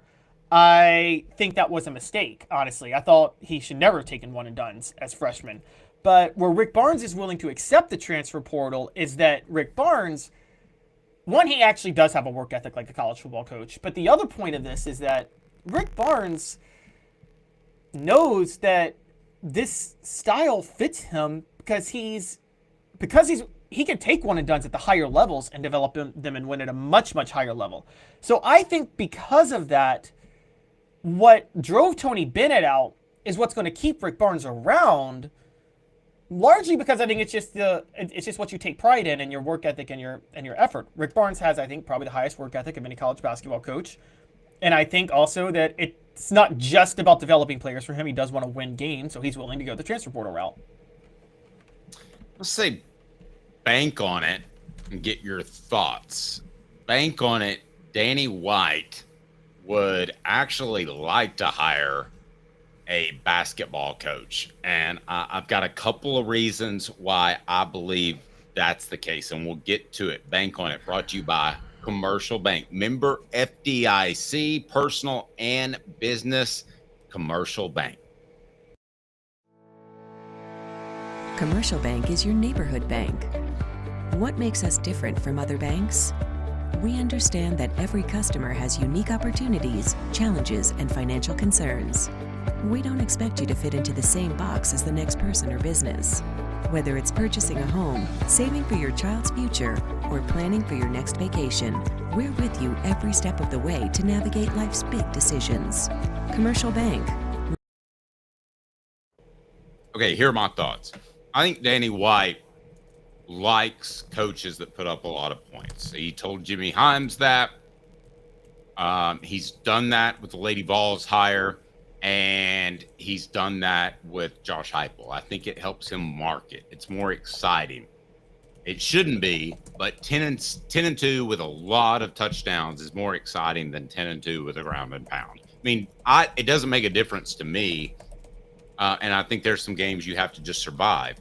But I believe firmly that Danny White does have a list of coaches for when Rick Barnes retires, and I don't know who that list is, but I would go ahead and say if there are 5 guys on that list, there are 5 guys that play tempo and probably 3 that play full court press, and that's what he wants. And that's never going to be what Rick Barnes does.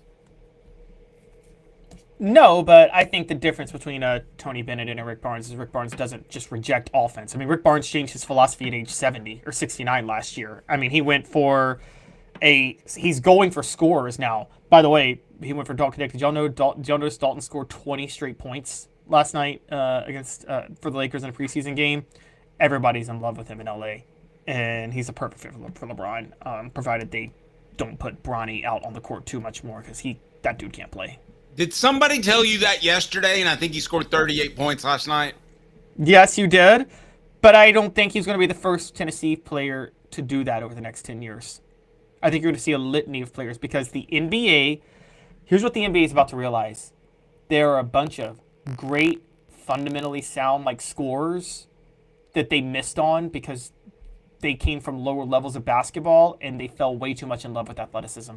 I'm just going to ask you this question. Who is Rick Barnes' second all-time player to Kevin Durant? LaMarcus Aldridge. We had this debate a couple of days ago. LaMarcus Aldridge is the second best all-time player to Kevin Durant. I know.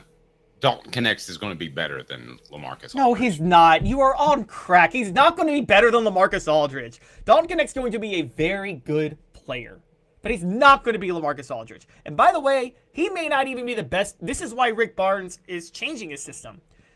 In a couple of years, you might say Darling Stone-Dubar is better than Dalton Connect in the NBA. You might say Chaz Lanier is better than Dalton Connect. Rick Barnes he has found the model that no one else found, which is that lower level scores. You're Nico-ing this take. You're getting too high on Chaz Lanier too early. Dalton Connect was a once every 20 years type of player.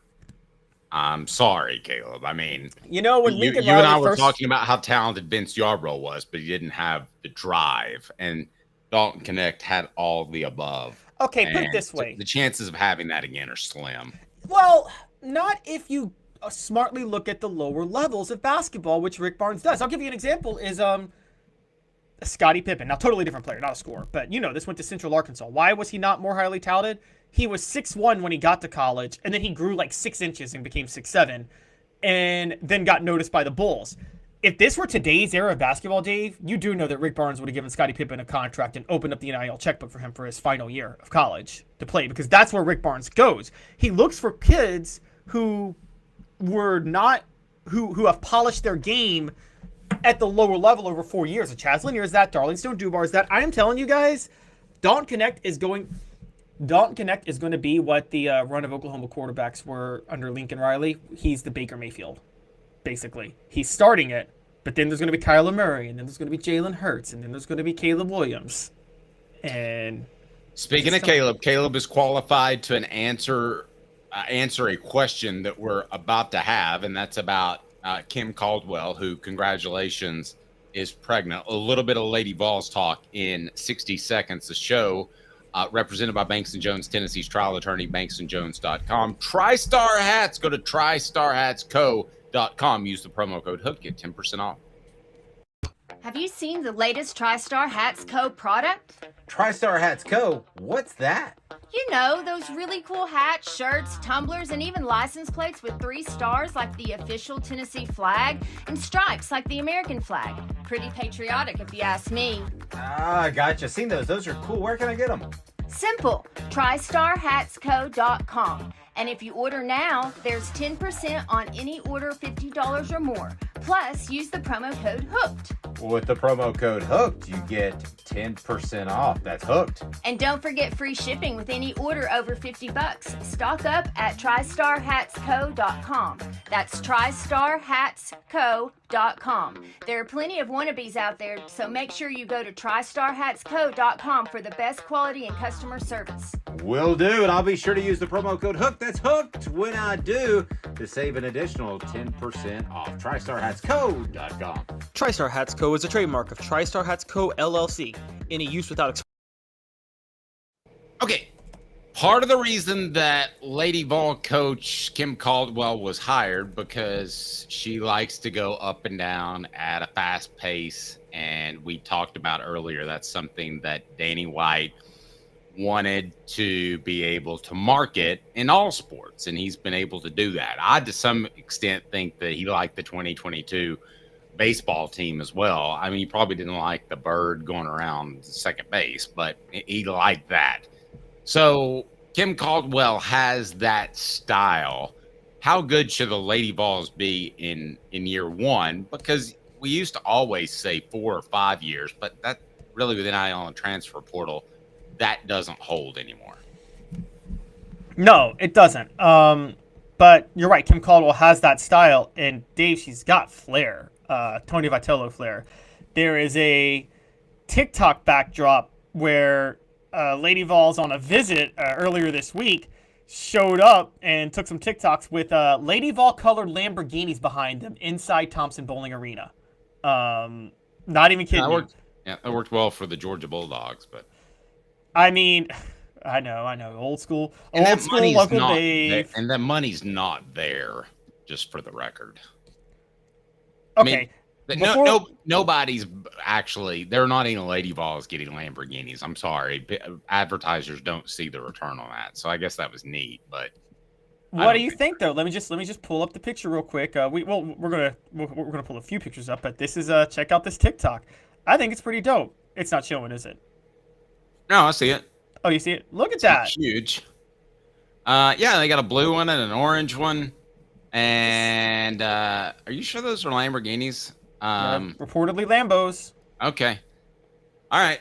Could have got a better deal. Couldn't got a better deal on an S5. Trust me. But anyways, yeah. I think he went for the style and the flash, but also I think, Dave, tell me if this is crazy. Style and flash is even more important with women's basketball than it is with football and things like that, right?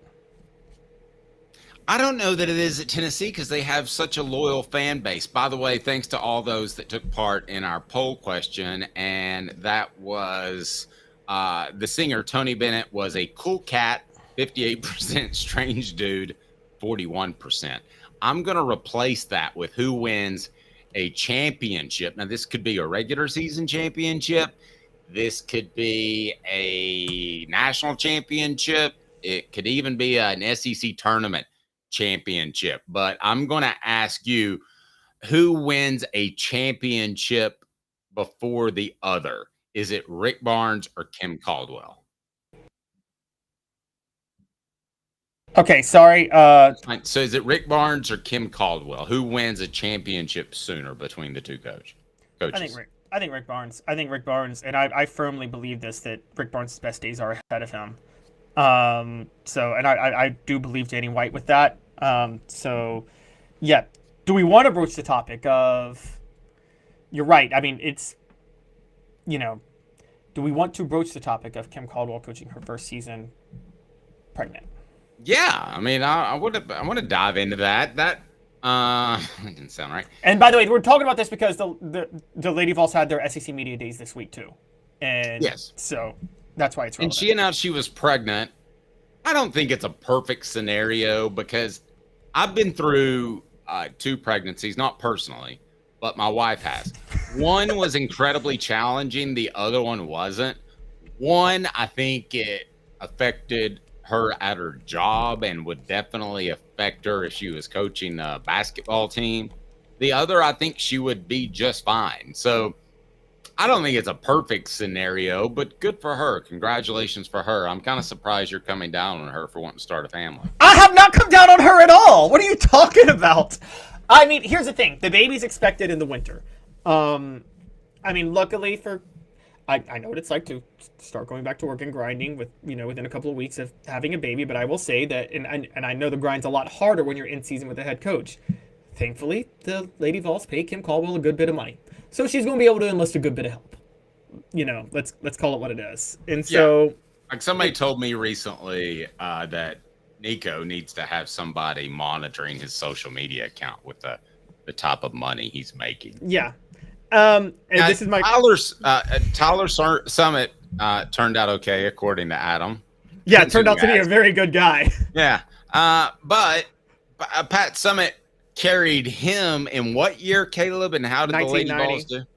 Oh yeah, so Pat Summit carried him in it was 1990, and that year was sandwiched between 2 national championship years, and they did not make the national title that year. They got bounced out in the Elite 8. And also, you're asserting that Tennessee missed out on a national championship because of Tyler Summit and the pregnancy that created him. No, I'm not. I'm just saying that's what happened. I will say that, Pat Summitt having a child, let's just, Tyler Summitt turned out to be a guy who does Bible study with players that he, never mind.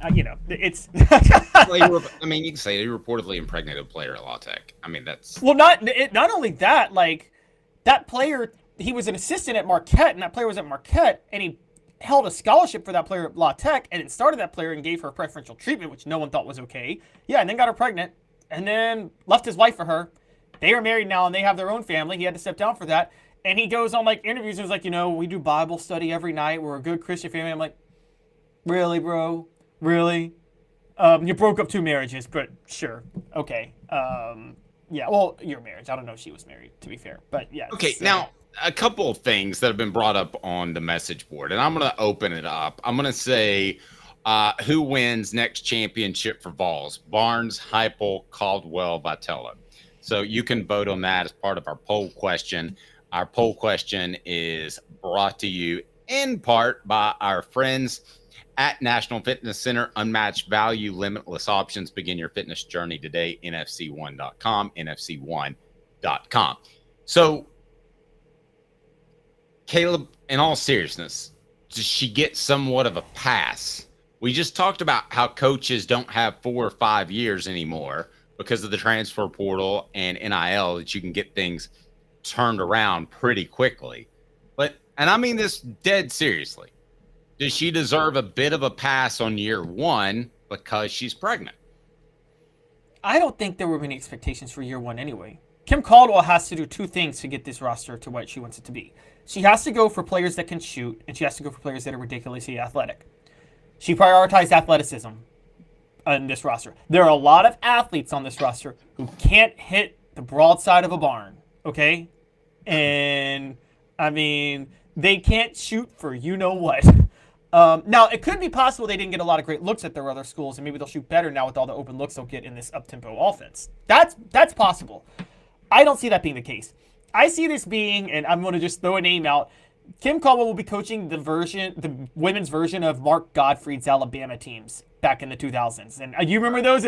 They were wildly athletic. Chaos all over the court. But they could not shoot for you-know-what. Damari Carroll stands out the most for me as that because the Grizzlies drafted him. That's going to be this year's team. But it's going to be fun to watch. And I don't think, and this is the other part of this, Dave, it's kind of similar to the Heupel thing. You talk about play calling's overrated all the time. I don't think it's what Kim Caldwell does lessens the importance of in-game coaching.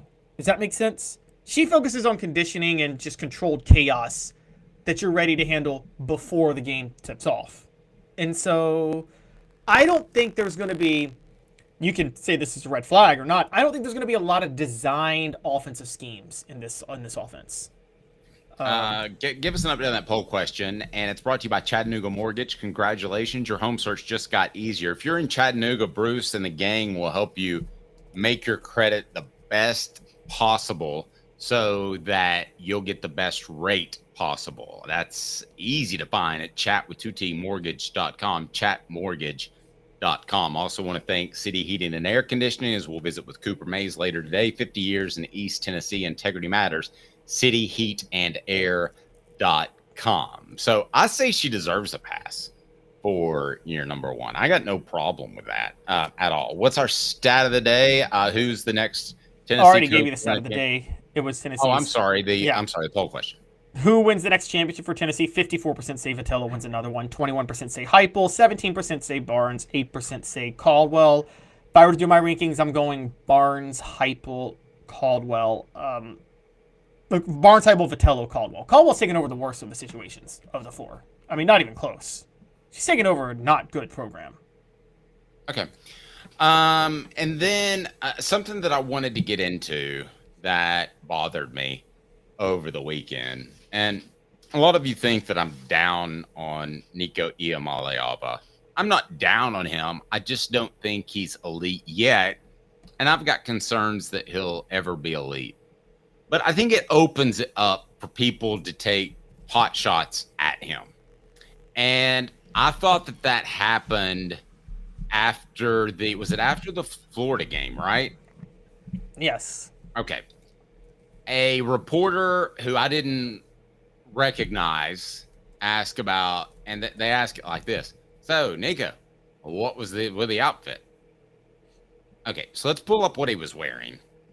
And this, to me, is just not even, it shouldn't be a talking point to him. It shouldn't be a question asked at a press conference. All you have to do, we all have phones. If you're curious about what that was, this isn't 1978. Google it. And you wouldn't ask a player. You know, I've seen players. Now, you could, if you want to go back where they have to wear suit and ties, that's fine. But I've seen players wear a lot goofier outfits. I'm not even calling this one goofy. I've seen players wear things that, yeah, I mean, you kind of wonder if they're, you kind of wonder if they're taking the ball walk seriously, which they should because it's big for fans. But there he is, walking in, what is this called? Help me with this. So this is a traditional Polynesian outfit. I can't speak for the hat. I don't know if the hat's part of the outfit or not. But the outfit is called, it's known as Lava Lava, is what it's called. Actually, so Iamaliava, Lava Lava. It's native to Samoan culture. And so it's something that basically is yeah, it's a Polynesian culture thing is what he's wearing. And I think he's wearing it and he's mixing it well with the hat and the shirt. Don't you, Dave? Like, I think he looks dope. I do too. So yeah, it's traditional to their culture. It's very similar to, think about this, Dave. If Tennessee had a Scottish player on their team and they wore a kilt, no one would question it. Yeah, and there apparently was more of a reaction on social media than I even thought. Some people have already started to comment on it. Maybe him tweeting out that he is honoring his heritage during the ball walk would have calmed all the BS down. When I saw it, I just naturally assumed it was a Polynesian thing. I'm Scotch-Irish, so what are those things called? Kilts? The kilts, yeah. Yeah. No one would have to address wearing a kilt if they were Scottish. Right. And I'm just glad that nobody asked him, are you wearing anything underneath the Lava Lava? Because you're not supposed to wear anything underneath a kilt. Oh, I didn't know that. I thought you, okay. Yes. But no one, that may have been the young lady's follow-up question. I don't know. They only talked for like 3.5 minutes. So, and she took up time to talk about his game, and he was uncomfortable with it. I just feel like there's a lot of fans, and maybe it's because of the hype, ready to jump all over him. I hope you guys believe me when I tell you that I'm writing what I think at the time. Things could change. But to say that you have 100% confidence in Nico like you did in August, I just don't think that would be true if most people said that. No. Now, again, there are times when it's legit and times it's not. I have a lot of my family's from Ireland. I'm not going to say like, oh, I'm Irish, but if I show up to a stadium drunk as heck when I got to play a game, I can't be like, that's my Irish roots, guys. I'm just an alcoholic. I don't think. I'm surprised some other coaches. If you're Scotch-Irish as well, then to live up to the stereotype, you have to go beat your wife. It leads me to the question, when exactly did you stop beating your wife, Caleb? I'm not answering that question. I know there's no way to answer that question and say, oh, I never beat my wife. But it's a loaded question and implication. The way this was asked, and I don't think we have the audio. If you do, that's great, but we don't have to have it. But so what was with the outfit? I don't know, man. The guy's was that Tony Bennett asking the question? No, but it sounded like him. But it just to me was, I don't know, rather off-putting by the media. And I don't believe in controlling the media, but I will tell you this. If I were Bill Martin or whoever was in charge there, that person would probably not be one of my first people that I would draw upon to ask a question of Nico next time around, or anybody else for that matter. I mean, reporters shouldn't be chided. I mean, God knows they tried with me, on several occasions, and that didn't go well. But that is very true. I mean, should they say something to them like, okay, I'll give you an example. Chris Leak wasn't available to play the week of, we didn't want to do interviews the week of the Florida game. So, I mean, CJ Leak.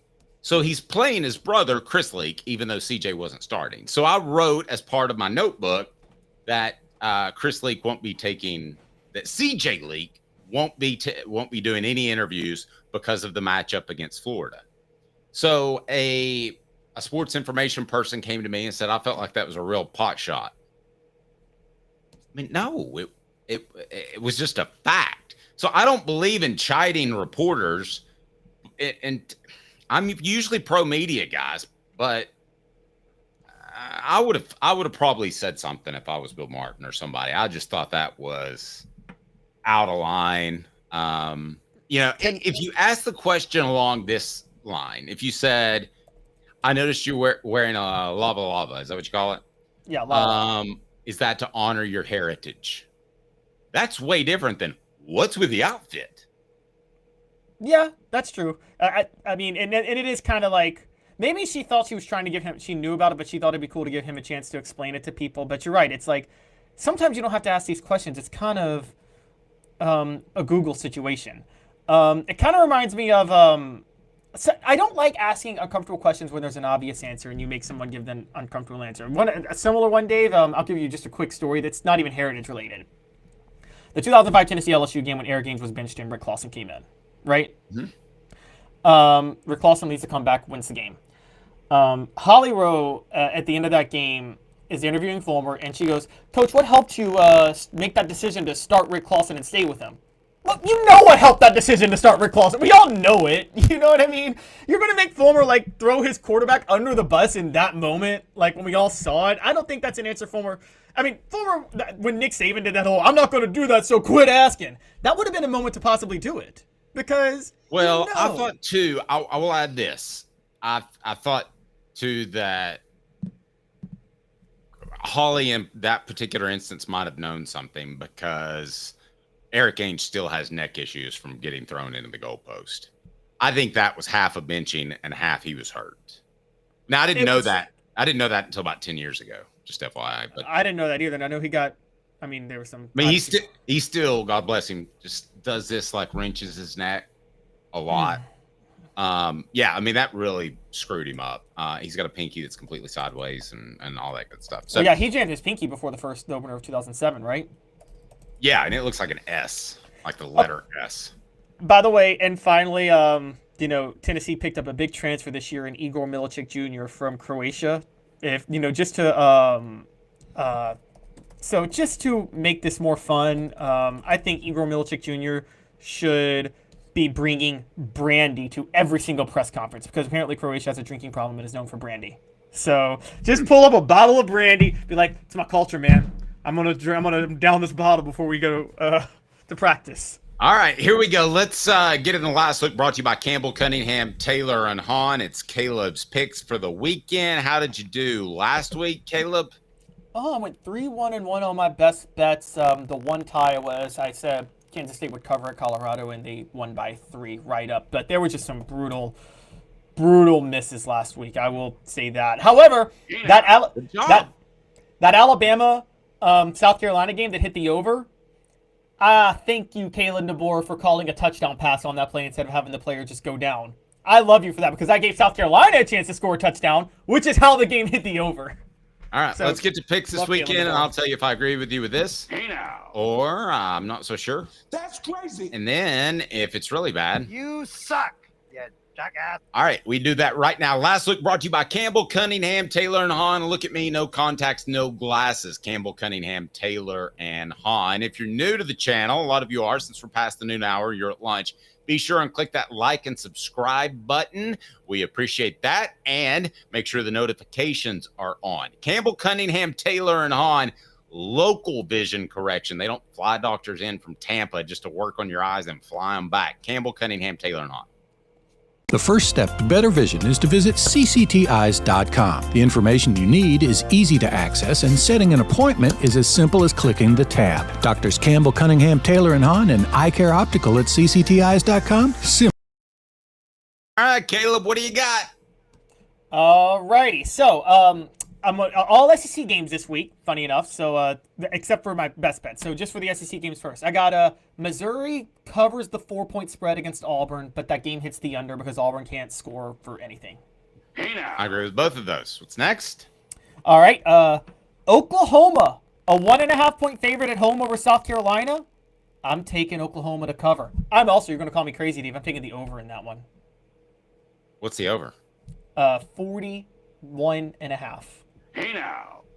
That's crazy. I'm taking Oklahoma, not the over. All right, what's next? All right, Illinois, Michigan, top 20, the one top 25 matchup. Sorry, outside of the SEC. I got Illinois covering the 3.5-point spread. They're not going to lose by 3.5. Michigan's favored by 3.5. So I got Illinois plus 3.5 at home, and I got the over 44.5.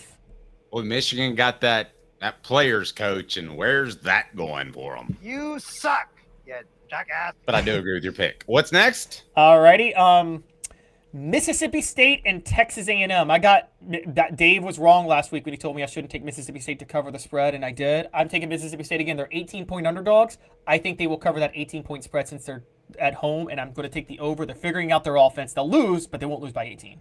Well, they should be able to play freer because they're not afraid of the opposing head coach pushing them around the sidelines. Hey now. That's for you, Kirby Smart. What's next? That is true. All right, so LSU, Arkansas. Guys, stay away from this bet. Hardest bet to make of the week. It's LSU at Arkansas. Arkansas coming off a bye.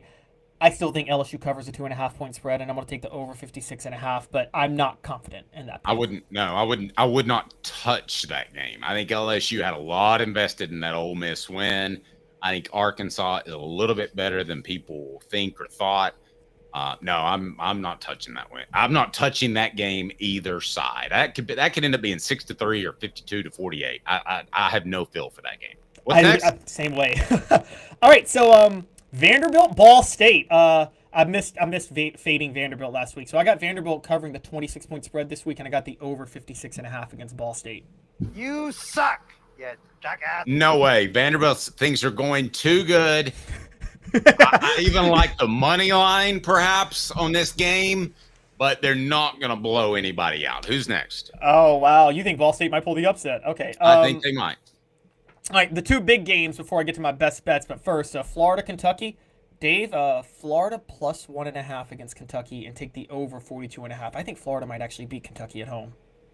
That's crazy. I got Kentucky there. All right, give me your big money bets. All right, so the two biggest games, Texas, Georgia. Texas covers the 4.5-point spread. Take the over 56.5. I actually think Texas beats Georgia by at least a touchdown. That's crazy. No, I will take the points in Georgia on that. Wow, look at you. All right, I'll give you my best bets, and then I'll close with Tennessee. So my best bets. 1, Oklahoma, South Carolina. That's my cover of the week. Oklahoma covers the 1.5-point spread easily. Yeah. My best my best not cover. Nebraska is 6.5-point underdogs at Indiana. I think Nebraska covers. They won't lose by 6.5. Oregon, Purdue tonight, Friday night. Take the over 60.5 on that one. Oregon and Purdue take the over 60.5. There's going to be a lot of scoring in that game. Here's the best one, Dave. Florida State and Duke. Take the under 41.5. I think it's going to be a 10-0 game. Hey now. I like that. And now we got Tennessee. Two more. Sorry, just one last in Tennessee. My super dog of the week, Colorado upsets Arizona on the road. And so I think that's an interesting one. Now, Tennessee, they could have been my super dog. The line has moved, Dave. 4 SEC games, the line has moved 5 points since Monday. Not this one. This one moved 2, but that shows how crazy betting this year has been in Vegas. They've been so wrong. But I got Tennessee plus. What's the current line? The current line is Alabama -3. It's moved to Alabama from 1.5 to Alabama by 3. Okay, I wasn't aware of that. The over is 56.5. They're not my super dog, but I got Tennessee +3, and I got Tennessee winning. And Dave, I'm a sucker. I'm still buying in on Nico. I'm going to over 56.5. This is the week the offense gets right because this is the week they don't throw the 3-3-5. So I got Tennessee 31-20. You need someone that still believes in 31-27. Nico. Both of us do, but especially Caleb. I'm your huckleberry. That's right. He is. 31-27. I meant to say that, not 31-20. Sorry. I've got it much lower scoring. I think Tennessee stops Alabama in the red zone. I think Tennessee wins 23-16. And Tennessee suddenly, despite all the hand-wringing, will have beaten Florida and Alabama, its two biggest rivals, in consecutive weeks. And people will be much happier next week. For Caleb Calhoun, I'm Dave Hooker, the show represented by Banks & Jones, Tennessee's trial attorney, banksjones.com. This has been a presentation of Off the Hook Sports.